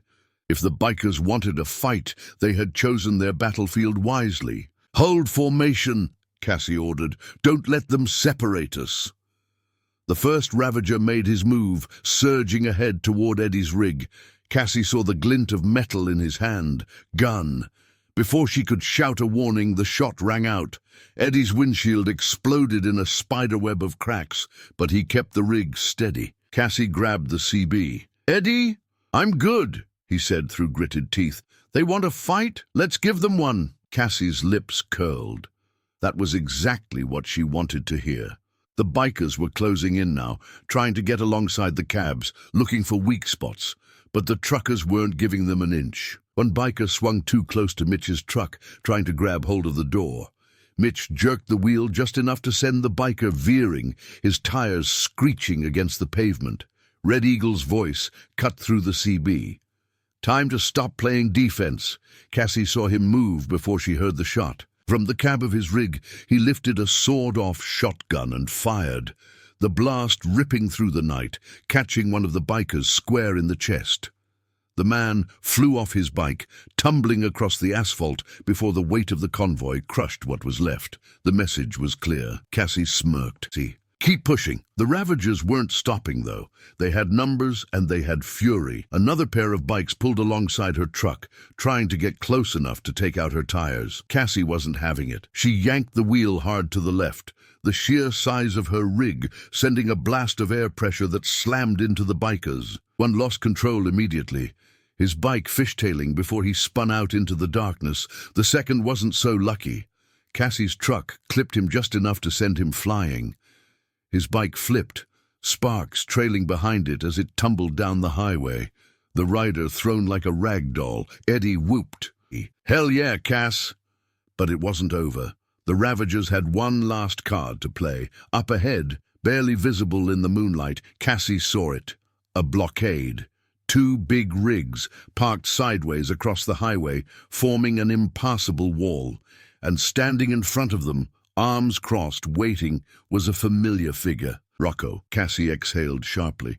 "Well, that son of a bitch." Mitch's voice was tense. "That's a problem." Cassie's mind worked fast. They were boxed in now, bikers behind them, a blockade ahead. The only way out was straight through. Red Eagle's voice cut in. "We go hard, we go fast. Hit them before they hit us." Cassie tightened her grip on the wheel. "Copy that. No hesitation. No slowing down." She slammed the accelerator. The convoy surged forward, engines roaring as the bikers scrambled to keep up. The blockade was getting closer, the rigs looming ahead. But Cassie wasn't stopping. She saw movement. Rocco was yelling something, waving his hands. He hadn't expected them to charge. His mistake. Cassie braced herself. Then, at the last possible second, she jerked the wheel. Her truck clipped one of the blockade rigs just hard enough to send it skidding, metal screeching against metal. The impact ripped open a gap just wide enough for the convoy to squeeze through. One by one, the rigs followed, bursting through before the Ravagers could react. Mitch's laughter rang through the CB. "We're clear!" Cassie checked her mirrors. The blockade was wrecked, the bikers scattered, their plan completely shattered. And Rocco, he was still standing there watching as Cassie's convoy disappeared into the night. But she didn't miss the look in his eyes. Not anger, not defeat. Something else, something worse. Vincent Hale was still out there, and he was waiting. Cassie exhaled, her pulse finally starting to slow. She reached for the CB, her voice steady. "Next stop, El Paso." And with that, the convoy roared forward, into the dark, into the unknown, into the final battle that was waiting just over the horizon. The road stretched ahead, endless and dark, the distant city lights of El Paso barely flickering on the horizon. Cassie Monroe kept her hands steady on the wheel, her mind running as fast as the convoy behind her. The Ravagers were done. Their blockade had been shattered, their numbers depleted, their last desperate move failing spectacularly. But Rocco's expression still haunted her. That look in his eyes before they had torn through his barricade, it wasn't rage, it wasn't hatred. It was something worse. It was certainty. And that made her stomach twist in ways she didn't like. Mitch's voice crackled over the CB. "Cass, I gotta ask, what the hell was that look Rocco gave us?" Cassie exhaled, fingers tapping against the wheel. "I don't know," Eddie chimed in, voice still running hot from the fight. "That bastard wasn't pissed. He wasn't scared. He knew something we didn't, and I don't like it." Cassie didn't like it either, because Rocco wasn't a man who accepted failure. He had been desperate enough to throw everything at them tonight, and it still hadn't been enough. Which meant one of two things. Either he had nothing left and had truly lost, or there was something else, a final play that they hadn't seen yet. Red Eagle's voice cut in, calm and level. "Then we stay sharp. We're close now. No mistakes." Cassie nodded, even though no one could see it. "No mistakes," she echoed. The convoy pushed forward, the city growing larger, the distant hum of civilization creeping into the night. But just as Cassie began to feel the first sliver of confidence creep in, Rocco's words came back to her. "You have no idea who you just pissed off." She gritted her teeth. It wasn't just Rocco. It wasn't just the Ravagers. It was Vincent Hale, the man pulling the strings, the man who had sent Black Talon after them, the man who had turned the highways into a war zone just to clean up his mess. And now Cassie and her convoy were heading straight into his backyard. The first problem came just as they reached the outer limits of El Paso. A single set of headlights appeared in Cassie's mirror, then another, then another. Not bikes this time. SUVs. Blacked out, expensive, professional. Mitch cursed over the radio. "We got company." Cassie's stomach clenched. She had been expecting this, but not this fast. "Stay tight," she ordered. "No sudden moves." The SUVs didn't try to overtake them. They just followed, close enough to be a threat, but far enough back that it wasn't an outright attack. Yet Eddie's voice was low. "They're not Ravagers." Cassie nodded. "No, this is Hale." Red Eagle spoke next. "What's the play?" Cassie thought fast. They couldn't afford a chase through the city. Too many civilians, too many places for Hale's men to set traps.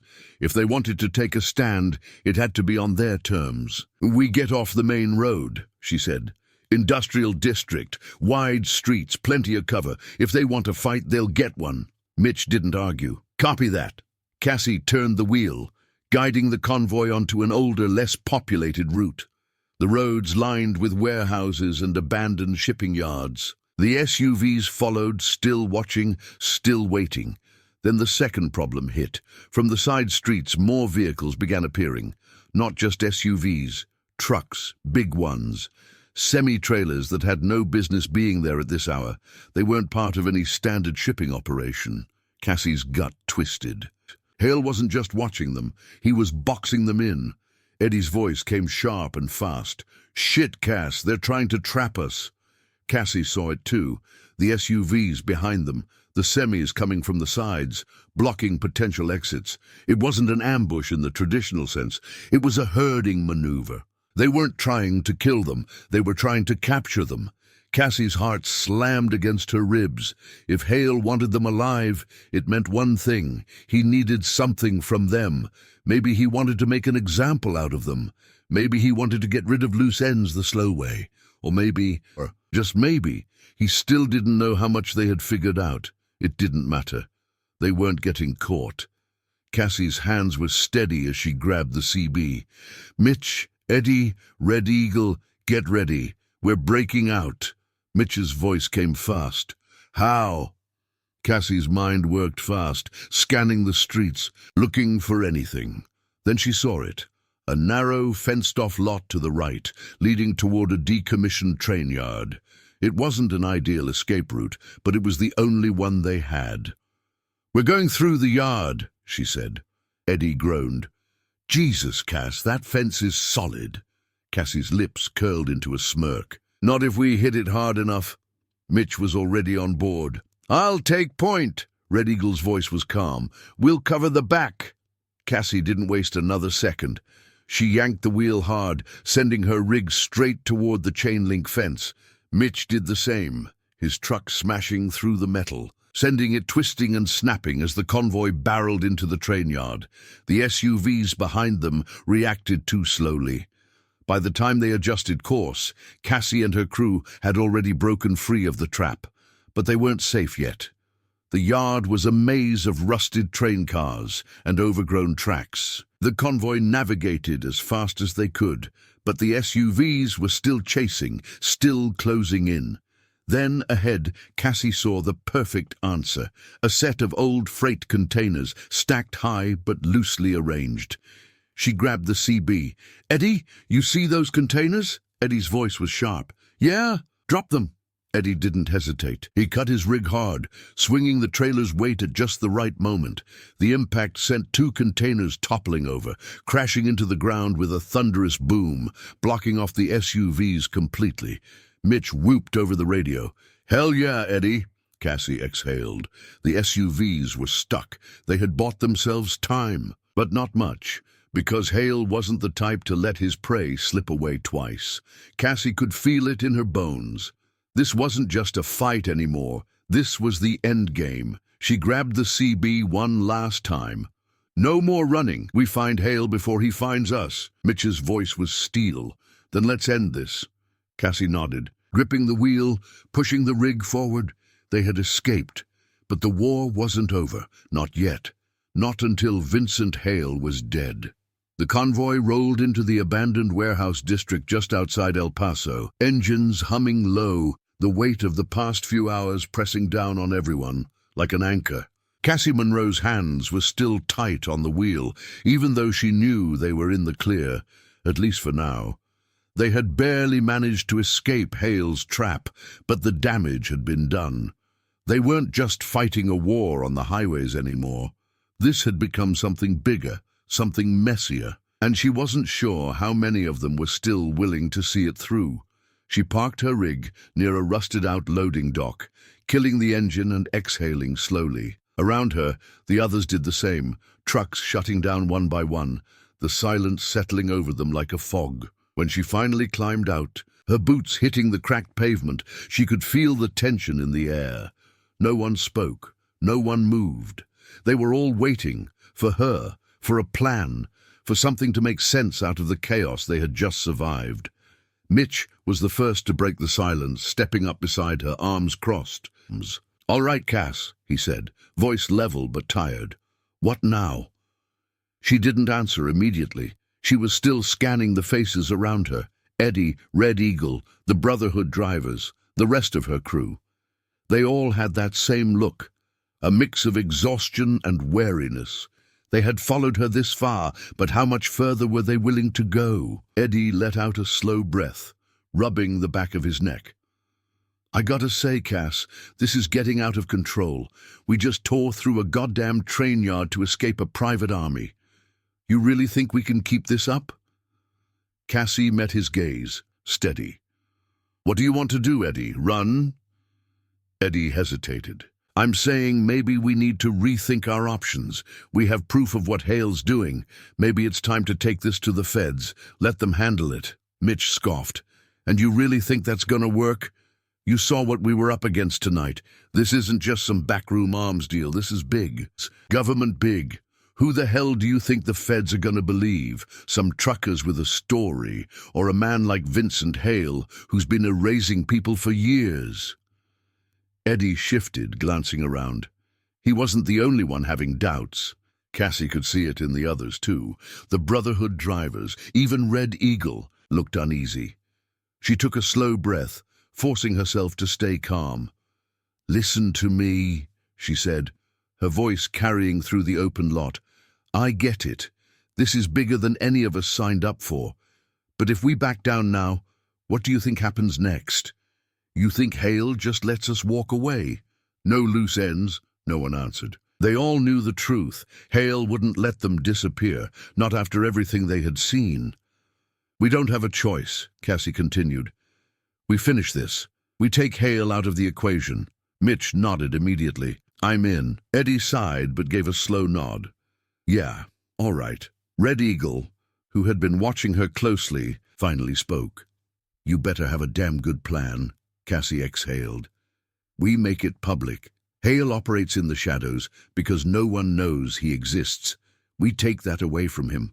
Mitch frowned. "And how the hell do we do that?" Cassie turned to Rocco. He was still zip-tied, sitting on the ground against one of the trailers, watching the whole conversation unfold with a smirk. "He's the key," Rocco laughed, shaking his head. "Oh, sweetheart, you think I'm just going to spill my guts on live television?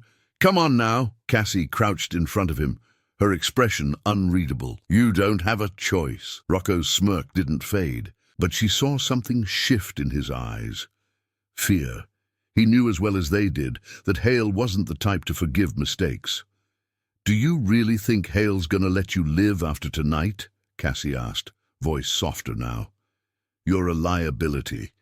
The second he gets his hands on you, you're dead."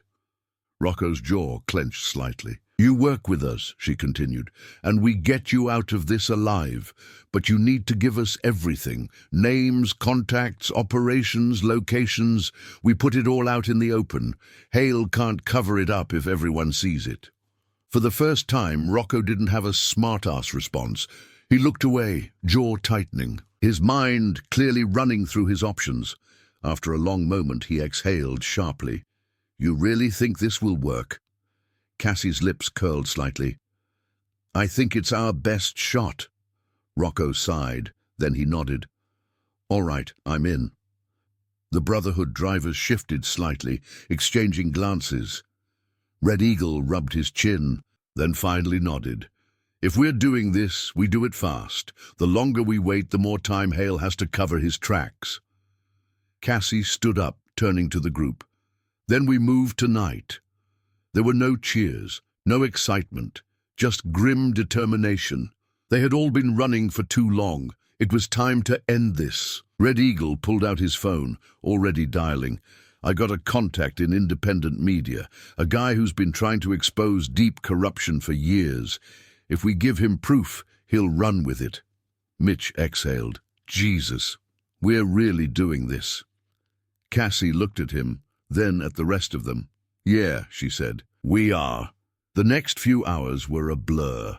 They offloaded the stolen weapons from the trailers, documenting everything, taking photos, logging serial numbers. Rocco gave them names, accounts, safe houses, the web of connections Hale had built over the years. They compiled everything into a single, undeniable case. Then they sent it, emails, videos, documents, every news outlet they could reach, every independent journalist, every source that would listen. And when the story broke, it hit like a wildfire. By morning, the headlines were everywhere. Black Talon exposed, private military group linked to illegal arms trafficking. Hale's network was unraveling, and there was no way to stop it now. But Cassie knew better than to celebrate. Hale wasn't the type to go down quietly. And as she stood outside her rig, staring at the rising sun, she knew the real fight was just beginning. Because Vincent Hale was coming, and when he did, there would be no escape. Only one of them was walking away. Cassie just had to make sure it was her. Cassie Monroe barely slept. Even as the first rays of morning sunlight stretched across the horizon, her mind kept racing, anticipating the next move, waiting for the inevitable fallout. They had done it. They had exposed Vincent Hale's operation, dropped an information bomb so massive it would be impossible to ignore. News outlets were already picking up the story, reporters digging into the leaked documents, pulling at the threads of the Black Talon Group's illegal operations. Social media was exploding with accusations, speculation, and outrage. But Cassie wasn't naive. Hale wouldn't panic. He wouldn't run. He was the kind of man who built his empire on power and control. And when men like that got cornered, they didn't surrender. They destroyed everything in their way. She stood by her truck, a cup of coffee in one hand, watching the city wake up. The industrial lot they had parked in was quiet, save for the occasional distant hum of traffic. Mitch and Eddie were nearby, scrolling through their phones, reading the articles that were starting to spread. Red Eagle and his Brotherhood were already prepping the convoy, getting ready for whatever came next. It was only a matter of time before Hale responded. Mitch exhaled sharply, shaking his head. "Cass, this is insane. People are actually talking about it. The FBI's trending on Twitter because people are demanding an investigation. Some senator is already calling for a hearing. This might actually work." Eddie let out a dry laugh. "Yeah? And when has working ever meant we get to walk away clean?" Cassie took a slow sip of coffee. "It doesn't." Mitch looked up at her. "So, what now?" Cassie had already been thinking about that. Hale's next move will be damage control. He's going to try to discredit everything we leaked, spin the story, and if that doesn't work, he's going to start erasing people. Eddie grimaced. "You mean us?" Cassie nodded. "Yeah, us." Red Eagle walked over, a burner phone in his hand. "You were right. Hale's already moving. Some of my guys just intercepted a message. Someone's putting out contracts. He's paying to make sure we don't see the end of the day." Mitch rubbed his face. "Great. Assassins now. That's just fantastic." Cassie wasn't surprised. It was the logical step. Hale wouldn't waste his own time coming after them. He had money, and money bought people willing to do the dirty work for him. She turned to Red Eagle. "How much time do we have?" "Not much. I figure we'll start seeing movement by this afternoon, but the real problem isn't just hired guns, it's the authorities. Hale's got people on the inside. If he can't kill us, he'll try to arrest us first, get us locked up somewhere we don't come out. Cassie took another slow sip of coffee, forcing herself to stay calm. Then we don't let them catch us. Mitch scoffed. Easier said than done. Cassie turned toward her truck, already forming the next step. We make him come to us. Eddie frowned. What? Cassie set her cup down, looking at all of them. We make ourselves impossible to ignore. Right now, Hale's still got the upper hand because he operates from the shadows. He moves money, erases people, and no one knows who he really is. But what happens if we drag him into the light? Red Eagle's expression shifted slightly. You want to bait him? Cassie nodded. Yeah, we put a face to the name. If the media really starts digging, if enough people recognize him, he won't be able to hide anymore. And if he can't hide, he has to fight. Mitch looked skeptical. Cass, this guy's been running Black Ops for years. You think he's just going to get sloppy because people are tweeting about him? No, she admitted. But if we hit him fast enough, he won't have time to set up his next move. He'll be forced to react, and that's when we take him down. Eddie raised an eyebrow. Take him down how, exactly? It's not like we can just call the cops. Cassie smirked. No, but we can call his enemies. Red Eagle's eyes narrowed. You got someone in mind? Cassie nodded. She pulled out her own burner phone and dialed a number she had been saving for a moment like this. It rang twice before a deep, gravelly voice answered. Didn't think I'd hear from you again, Monroe? Cassie leaned against the truck. Yeah, well, desperate times. There was a pause. Then a chuckle. You looking for a favor? I'm looking for a war. The voice on the other end didn't hesitate. Where and when? Cassie smiled. El Paso. Today. The call ended, and she looked at the others. We're not the only ones who want Hale dead. We just made sure the right people know where to find him. Eddie let out a slow whistle. Who the hell did you just call? Cassie's smirk didn't fade. Someone who hates Hale more than we do. Mitch shook his head. This is either the smartest thing you've ever done, or the dumbest. Cassie climbed back into her rig. Let's find out. By the time the convoy started rolling again, the city was alive with tension. News vans were parked outside of government buildings. Police cars were moving fast, their lights flashing even when their sirens were silent. Something was happening, and Cassie knew exactly what. Hale had lost control.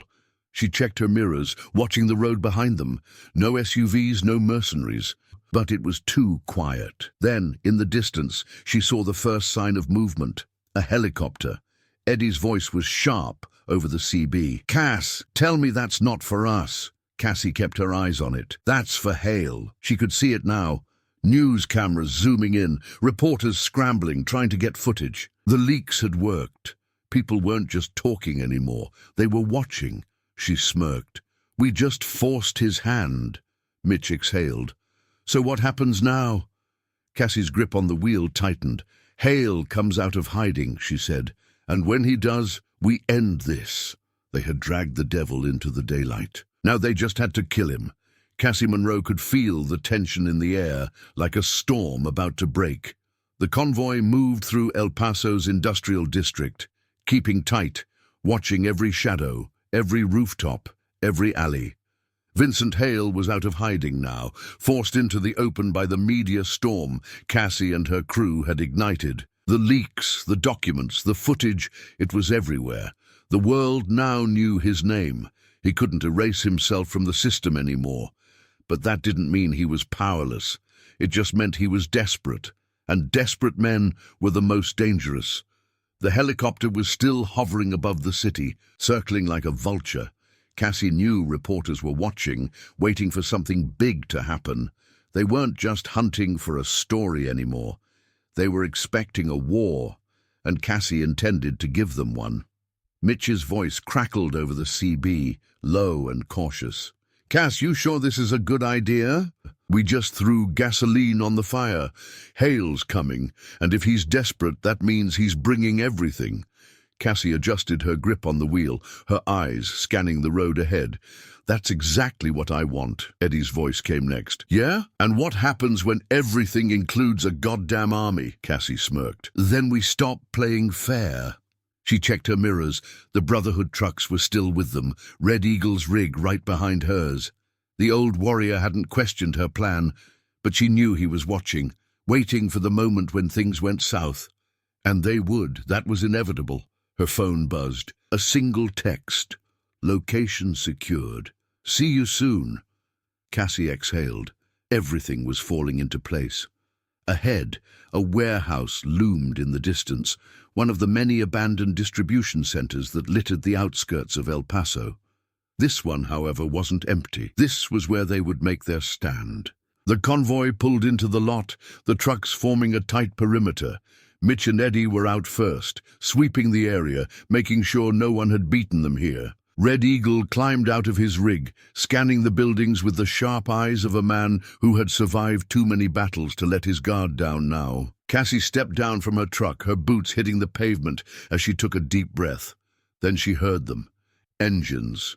Not just one, not just a few, dozens. Mitch tensed. "Here we go." Cassie turned toward the road just as the first wave of motorcycles appeared. The roar of engines filled the night, the smell of oil and burning rubber thick in the air. The riders came in fast, their headlights cutting through the darkness, forming a loose formation as they approached the lot. The Ravagers, or at least what was left of them. And at the head of the pack was Rocco. Cassie's grip tightened on the shotgun at her hip. Mitch took a step forward. "This son of a bitch doesn't know when to quit." But Cassie wasn't so sure.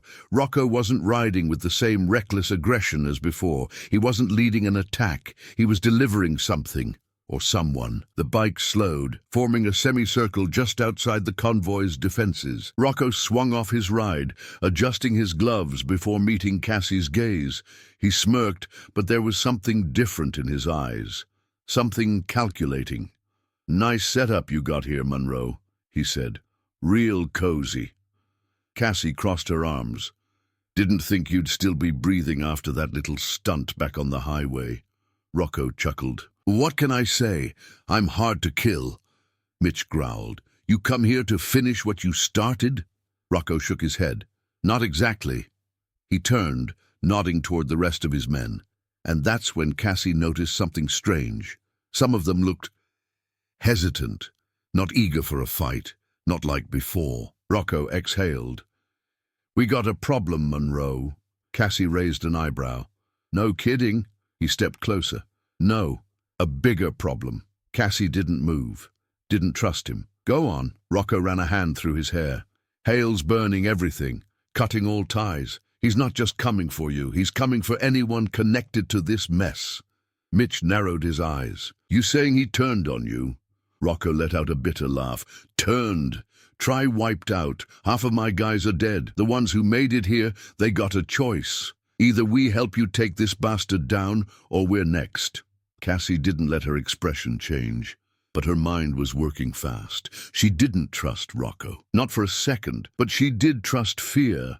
And right now, that's what she saw in his men's faces. They were out of options. Cassie tilted her head. "You think I need you?" Rocco smirked. "I think you need all the firepower you can get." Mitch was shaking his head. "Cass, this is a goddamn joke. These bastards tried to kill us." Cassie studied Rocco carefully. "You follow my orders," she said. "No games, no bullshit. The second you pull anything, you die." Rocco grinned. "Fair deal." Cassie glanced at Red Eagle, who had been watching the exchange without a word. He finally sighed. "This is insane." Cassie smirked. "That's the theme of the week." Rocco turned to his men. "You heard her. We ride with the truckers now."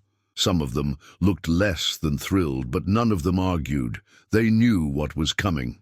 Cassie turned back toward the warehouse. The pieces were all falling into place.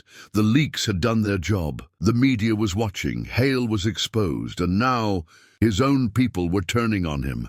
This was it. This was how they won. Mitch exhaled sharply. "Well, hell, if we're doing this, let's do it right." Cassie nodded. "We set the final trap. We lure Hale in, and we end this." Red Eagle stepped up beside her. And if it doesn't work, Cassie's jaw tightened. Then we die fighting. The night stretched on, the city humming in the distance. They had one last shot, one last fight, and by the time the sun rose, Vincent Hale would either be dead or they would. Cassie Monroe sat on the hood of her rig, staring out at the quiet night, knowing it was the last silence she would get before everything fell apart. The air was thick with tension, the kind that settled deep in the bones, the kind that came before the first shot was fired. Around her, the makeshift army she had built was preparing for war. Mitch and Eddie were double-checking weapons, loading extra magazines, making sure their trucks were fueled and ready to roll. Red Eagle and the Brotherhood were positioned strategically around the warehouse lot, their trucks forming a barricade, their men stationed on the rooftops, rifles ready. And then there were the Ravagers, Rocco's men, once her enemies, now standing alongside her. It was strange seeing them work with her people, watching them take orders from Red Eagle, watching Rocco himself sit on his bike, scanning the horizon like he actually cared whether they won or lost. She didn't trust him. Not completely, but desperation made strange allies, and right now, they needed every gun, every body, every ounce of muscle they could get. Vincent Hale had spent years building an empire in the shadows, and now that empire was crumbling. He wasn't going to let it go without a fight. Cassie knew men like him. He wouldn't retreat. He wouldn't hide. He would come to wipe them out himself because he needed to send a message to the world. That no one crossed Vincent Hale and lived to tell about it. That was why she had given him exactly what he wanted. A reason to come for her. The leaks, the media storm, the burning of his network, the defection of his own men. All of it led him here, to this warehouse, to this night. Eddie walked up beside her, arms crossed. "You really think this is gonna work?" Cassie didn't answer right away. She looked at him, at the bruises on his face from their last fight, at the exhaustion in his eyes, the same exhaustion she felt pressing down on her. "It has to," she finally said. Mitch walked up next, chewing on a toothpick, his rifle slung over his shoulder. "He's coming," he said simply. Cassie already knew that. She could feel it in the air, in the way the wind had died down, in the way the night itself seemed to hold its breath. She pushed off the hood of the truck, rolling her shoulders. "Then we get ready." They moved quickly, everyone falling into their positions.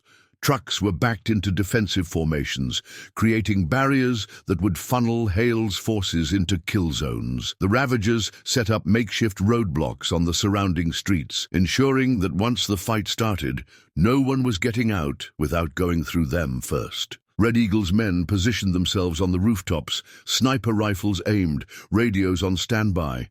Then they waited. It didn't take long. The first sign was the distant growl of engines. Not bikes, not trucks, SUVs, dozens of them coming in fast from all sides, surrounding the warehouse like a noose tightening around their throats. Cassie stepped forward, shotgun in hand, her pulse steady. She saw the headlights first, the gleam of blacked-out windows, the silhouettes of heavily armed men inside. Then came the unmarked semis, rolling in behind the SUVs, their trailers concealing God knows what. Mitch exhaled sharply. Jesus, he brought the whole damn army. Cassie didn't respond. Then the doors of the lead SUV opened and Vincent Hale stepped out. She recognized him immediately, even though they had never met face to face. He wasn't what she expected. No expensive suit, no carefully crafted image. He looked like a soldier. Tactical boots, combat pants, a fitted jacket that hid body armor underneath. His hair was cut short, his face clean-shaven, his eyes cold, calculating. A man who had spent his life in war and never left it behind. He stood there for a moment, taking in the scene, looking at the trucks, the bikers, the Brotherhood men. And then he smiled. "Well," he said, his voice smooth, practiced, like he had already rehearsed this moment. "I have to admit, Monroe, you've been a real pain in my ass." Cassie didn't move. "That was the idea." Hale chuckled, glancing at Rocco. "You too? I should have known." Rocco shrugged. "You tried to kill me first." Hale sighed, shaking his head. "I'm disappointed. You had a good thing, Rocco. You all did. You could have walked away. But you didn't. His eyes flicked back to Cassie. And now I have to clean up this mess myself. Cassie took a step forward. You don't have to do anything. Hale, you're finished. The whole world knows who you are now. The government's watching, the media's watching. There's no place left for you to hide. Hale smirked. You think I give a damn about any of that? You think a few headlines are enough to bring me down? You still don't get it, do you? The people who run the world don't care about what's legal. They care about what works. And what I do? He gestured around him, at the men, the trucks, the operation. It works. Cassie's grip tightened on her shotgun. Not anymore. Hale nodded slowly, as if considering her words. Then he sighed. All right, Monroe, let's get this over with. He raised a hand, and the night exploded. Gunfire ripped through the silence, bullets slamming into metal, shattering glass, kicking up dust and debris. The Brotherhood opened fire from the rooftops, their sniper rounds cutting down Hale's men before they could advance. The Ravagers surged forward, their bikes roaring as they weaved through the chaos, attacking the SUVs head-on. Cassie ducked behind her truck, pumping a shell into her shotgun, firing at the nearest target. Mitch and Eddie were already in the fight, unloading rounds into the advancing mercenaries, using the trucks for cover. Red Eagle's men held their ground, disciplined, methodical, dropping enemies with precise shots. Cassie moved fast, taking out a mercenary who had gotten too close, his body hitting the pavement with a dull thud. She turned, searching for Hale. Knowing that if she wanted to end this, it had to be him. She spotted him near the loading docks, moving with purpose, flanked by two men. He was trying to retreat, to get back to one of the semis, probably to escape. Not a chance. Cassie sprinted forward, weaving through the firefight, dodging bullets, closing the distance. One of Hale's men saw her and raised his rifle. A gunshot rang out and the man dropped, a hole in his forehead. Cassie glanced back. Rocco lowered his smoking pistol, smirking. Go get him, sweetheart. Cassie didn't hesitate. She reached Hale just as he turned, catching him off guard. She didn't give him a chance to react. She slammed the butt of her shotgun into his ribs, knocking him to the ground. He gasped, rolling onto his back, reaching for his sidearm. Cassie stomped on his wrist, pinning it. It's over, she said, breathing hard. Hale coughed, looking up at her, and for the first time she saw it. Fear. For the first time, Vincent Hale realized he had lost. Cassie raised her shotgun. Then she pulled the trigger. The fight ended minutes later. The remaining mercenaries surrendered or fled, the last remnants of Hale's empire crumbling. The Brotherhood, the Ravagers, Cassie's crew, they had survived. Barely. Mitch walked up beside her, looking down at Hale's lifeless body. He exhaled. So, what now? Cassie looked at the wreckage around them, the trucks, the bodies, the people who had fought and bled for this moment. Then she looked at Rocco, at Red Eagle, at the men who had once been enemies and were now something else entirely. A new beginning, she said, and for the first time in a long time, she believed it. The fires were dying down, but the smell of gunpowder and blood still clung to the air. The warehouse district that had once been silent was now littered with wreckage, burned-out SUVs, bullet-riddled trucks, bodies lying motionless where they had fallen. Cassie Monroe stood in the center of it all, her shotgun still gripped in her hands, her breath slowing as the reality of what had just happened started to sink in. It was over. Vincent Hale was dead. His mercenaries were either gunned down or running for their lives. Black Talon had lost its leader, its funding, its power, and yet Cassie couldn't shake the feeling that something was still pressing down on her, like a weight that wouldn't lift. She had spent so long fighting, running, planning, always staying one step ahead just to survive. Now that the battle was won, she didn't know what came next. Mitch walked up beside her, hands on his hips, scanning the carnage. He let out a slow whistle. Damn, we really did it. Cassie exhaled, finally lowering her shotgun. Yeah, we did. Eddie limped over, wincing as he wiped blood from a cut on his forehead. So what now? We just pack up and go back to hauling cargo like nothing happened? Cassie didn't answer right away. She turned, looking at the men and women around her. The Brotherhood was regrouping, their wounded being patched up, their snipers packing up their rifles. The Ravagers, what was left of them, stood in small clusters, still wary, still unsure of what came next, now that the man who had controlled their fate was gone. And then there was Rocco, standing off to the side, lighting a cigarette like he hadn't just spent the last 24 hours fighting a war. Cassie shook her head. "No, we don't just go back." Mitch arched an eyebrow. "Then what?" Cassie looked around again, taking it all in. "We rebuild." Eddie scoffed. "Rebuild what? This isn't some feel-good movie, Cass. We just took out a guy who was connected to people we don't even know about yet. You think we just walk away from that?" Cassie met his gaze, steady. "No, but we don't run either. Hale used the roads for his own game. He thought he owned them, thought he could use people like us as pawns. We proved him wrong. But there's always going to be another Hale, another Black Talon, another asshole who thinks he can use the system to control people like us." She gestured to the trucks, to the men and women who had fought beside them. "So we do what we've always done. We keep rolling. But we don't just look out for ourselves anymore. We look out for the people who don't have the firepower to fight back." Mitch was silent for a moment, and then nodded slowly. "You talking about making this a thing?" Cassie smirked. "I'm talking about making sure no one ever tries to pull what Hale pulled again. We're already outlaws. Might as well make it mean something." Red Eagle stepped forward, arms crossed, his expression unreadable. "You want to start something bigger?" Cassie shrugged. "Why not? You think we're the only ones who've been screwed over? The roads are full of people just trying to make a living, trying to survive.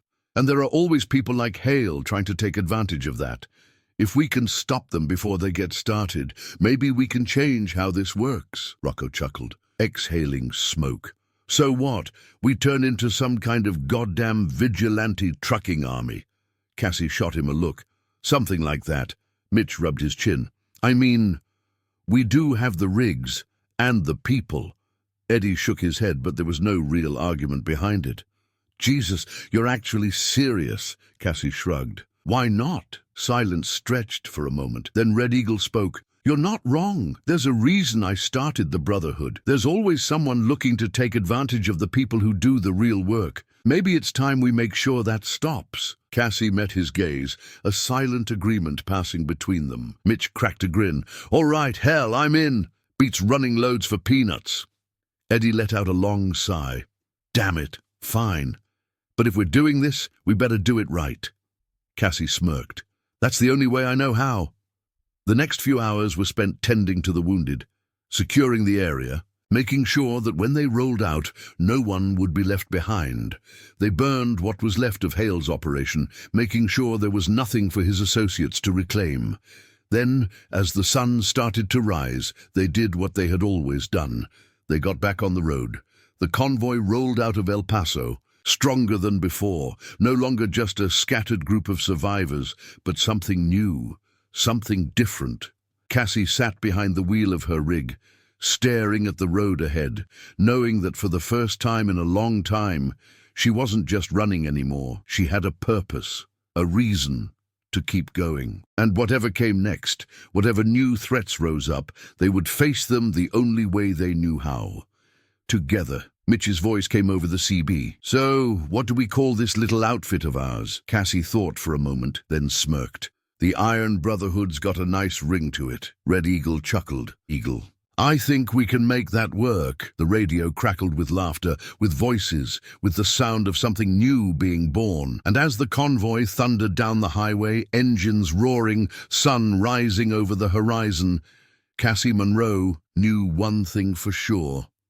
They weren't just truckers anymore, they were something more. And this was just the beginning. The road ahead seemed endless, a never-ending stretch of blacktop that led into the rising sun.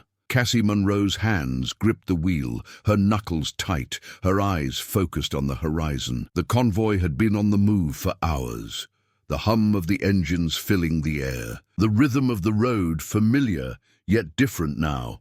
The weight of the past few weeks, the battles fought, the lives lost, it all seemed to be slowly melting away in the distance, replaced by something new. Cassie wasn't sure what that new thing was yet. She'd been running for so long, just trying to survive, that she hadn't really stopped to think about what came after. The war with Hale was over. Black Talon was dismantled, and his empire was shattered. The world knew who he was now, and even if they hadn't gotten him all the way, the damage was done. But now, the question loomed in the air like a shadow. What came next? The Iron Brotherhood had become more than just a group of men and women trying to make it in a world full of chaos. They had become something else entirely, a symbol of resistance, of survival, of defiance against a world that had tried to crush them. And Cassie was the one leading them into the unknown. She exhaled slowly, her gaze fixed on the road ahead, knowing that no matter what came next, it would be a fight. But it wouldn't be just about surviving anymore. It would be about something bigger, something worth fighting for. Mitch's voice crackled over the CB, pulling her from her thoughts. "Hey, Cass, you there?" Cassie grinned.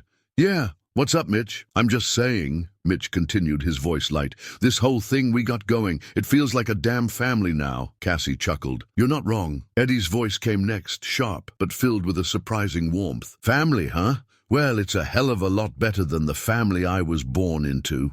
Cassie smiled, glancing at the rearview mirror to see the convoy following closely behind. The Brotherhood trucks, the Ravagers who had now joined them, all moving in unison. They were no longer just a collection of outlaws and survivors. They were a team, and that felt different. "You're right," Cassie said. "We're stronger now, and that's what we need." The road stretched on, and for the first time in what felt like forever, Cassie allowed herself to feel a little hope. They had come through the fire. They had fought for their lives and for each other. And now they were building something from the ashes of the old world. The convoy made their way deeper into the heart of Texas, and Cassie felt the weight of the last few days start to lift from her shoulders. Hale was gone. The fight had been brutal, but they had won.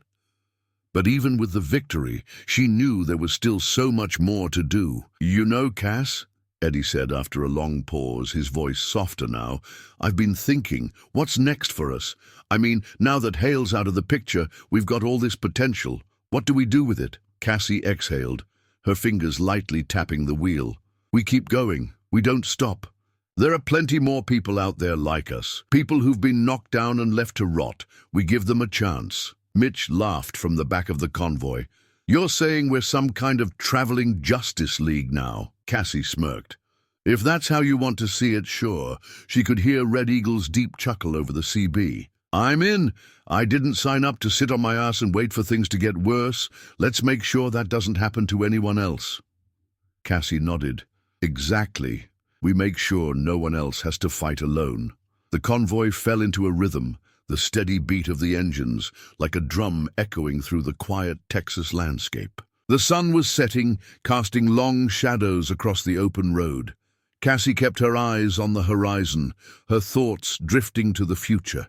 For the first time in a long time, she felt like she was heading somewhere she needed to be, like the miles ahead were not just endless roads leading to nothing. They were roads leading to something she hadn't dared hope for in a long time.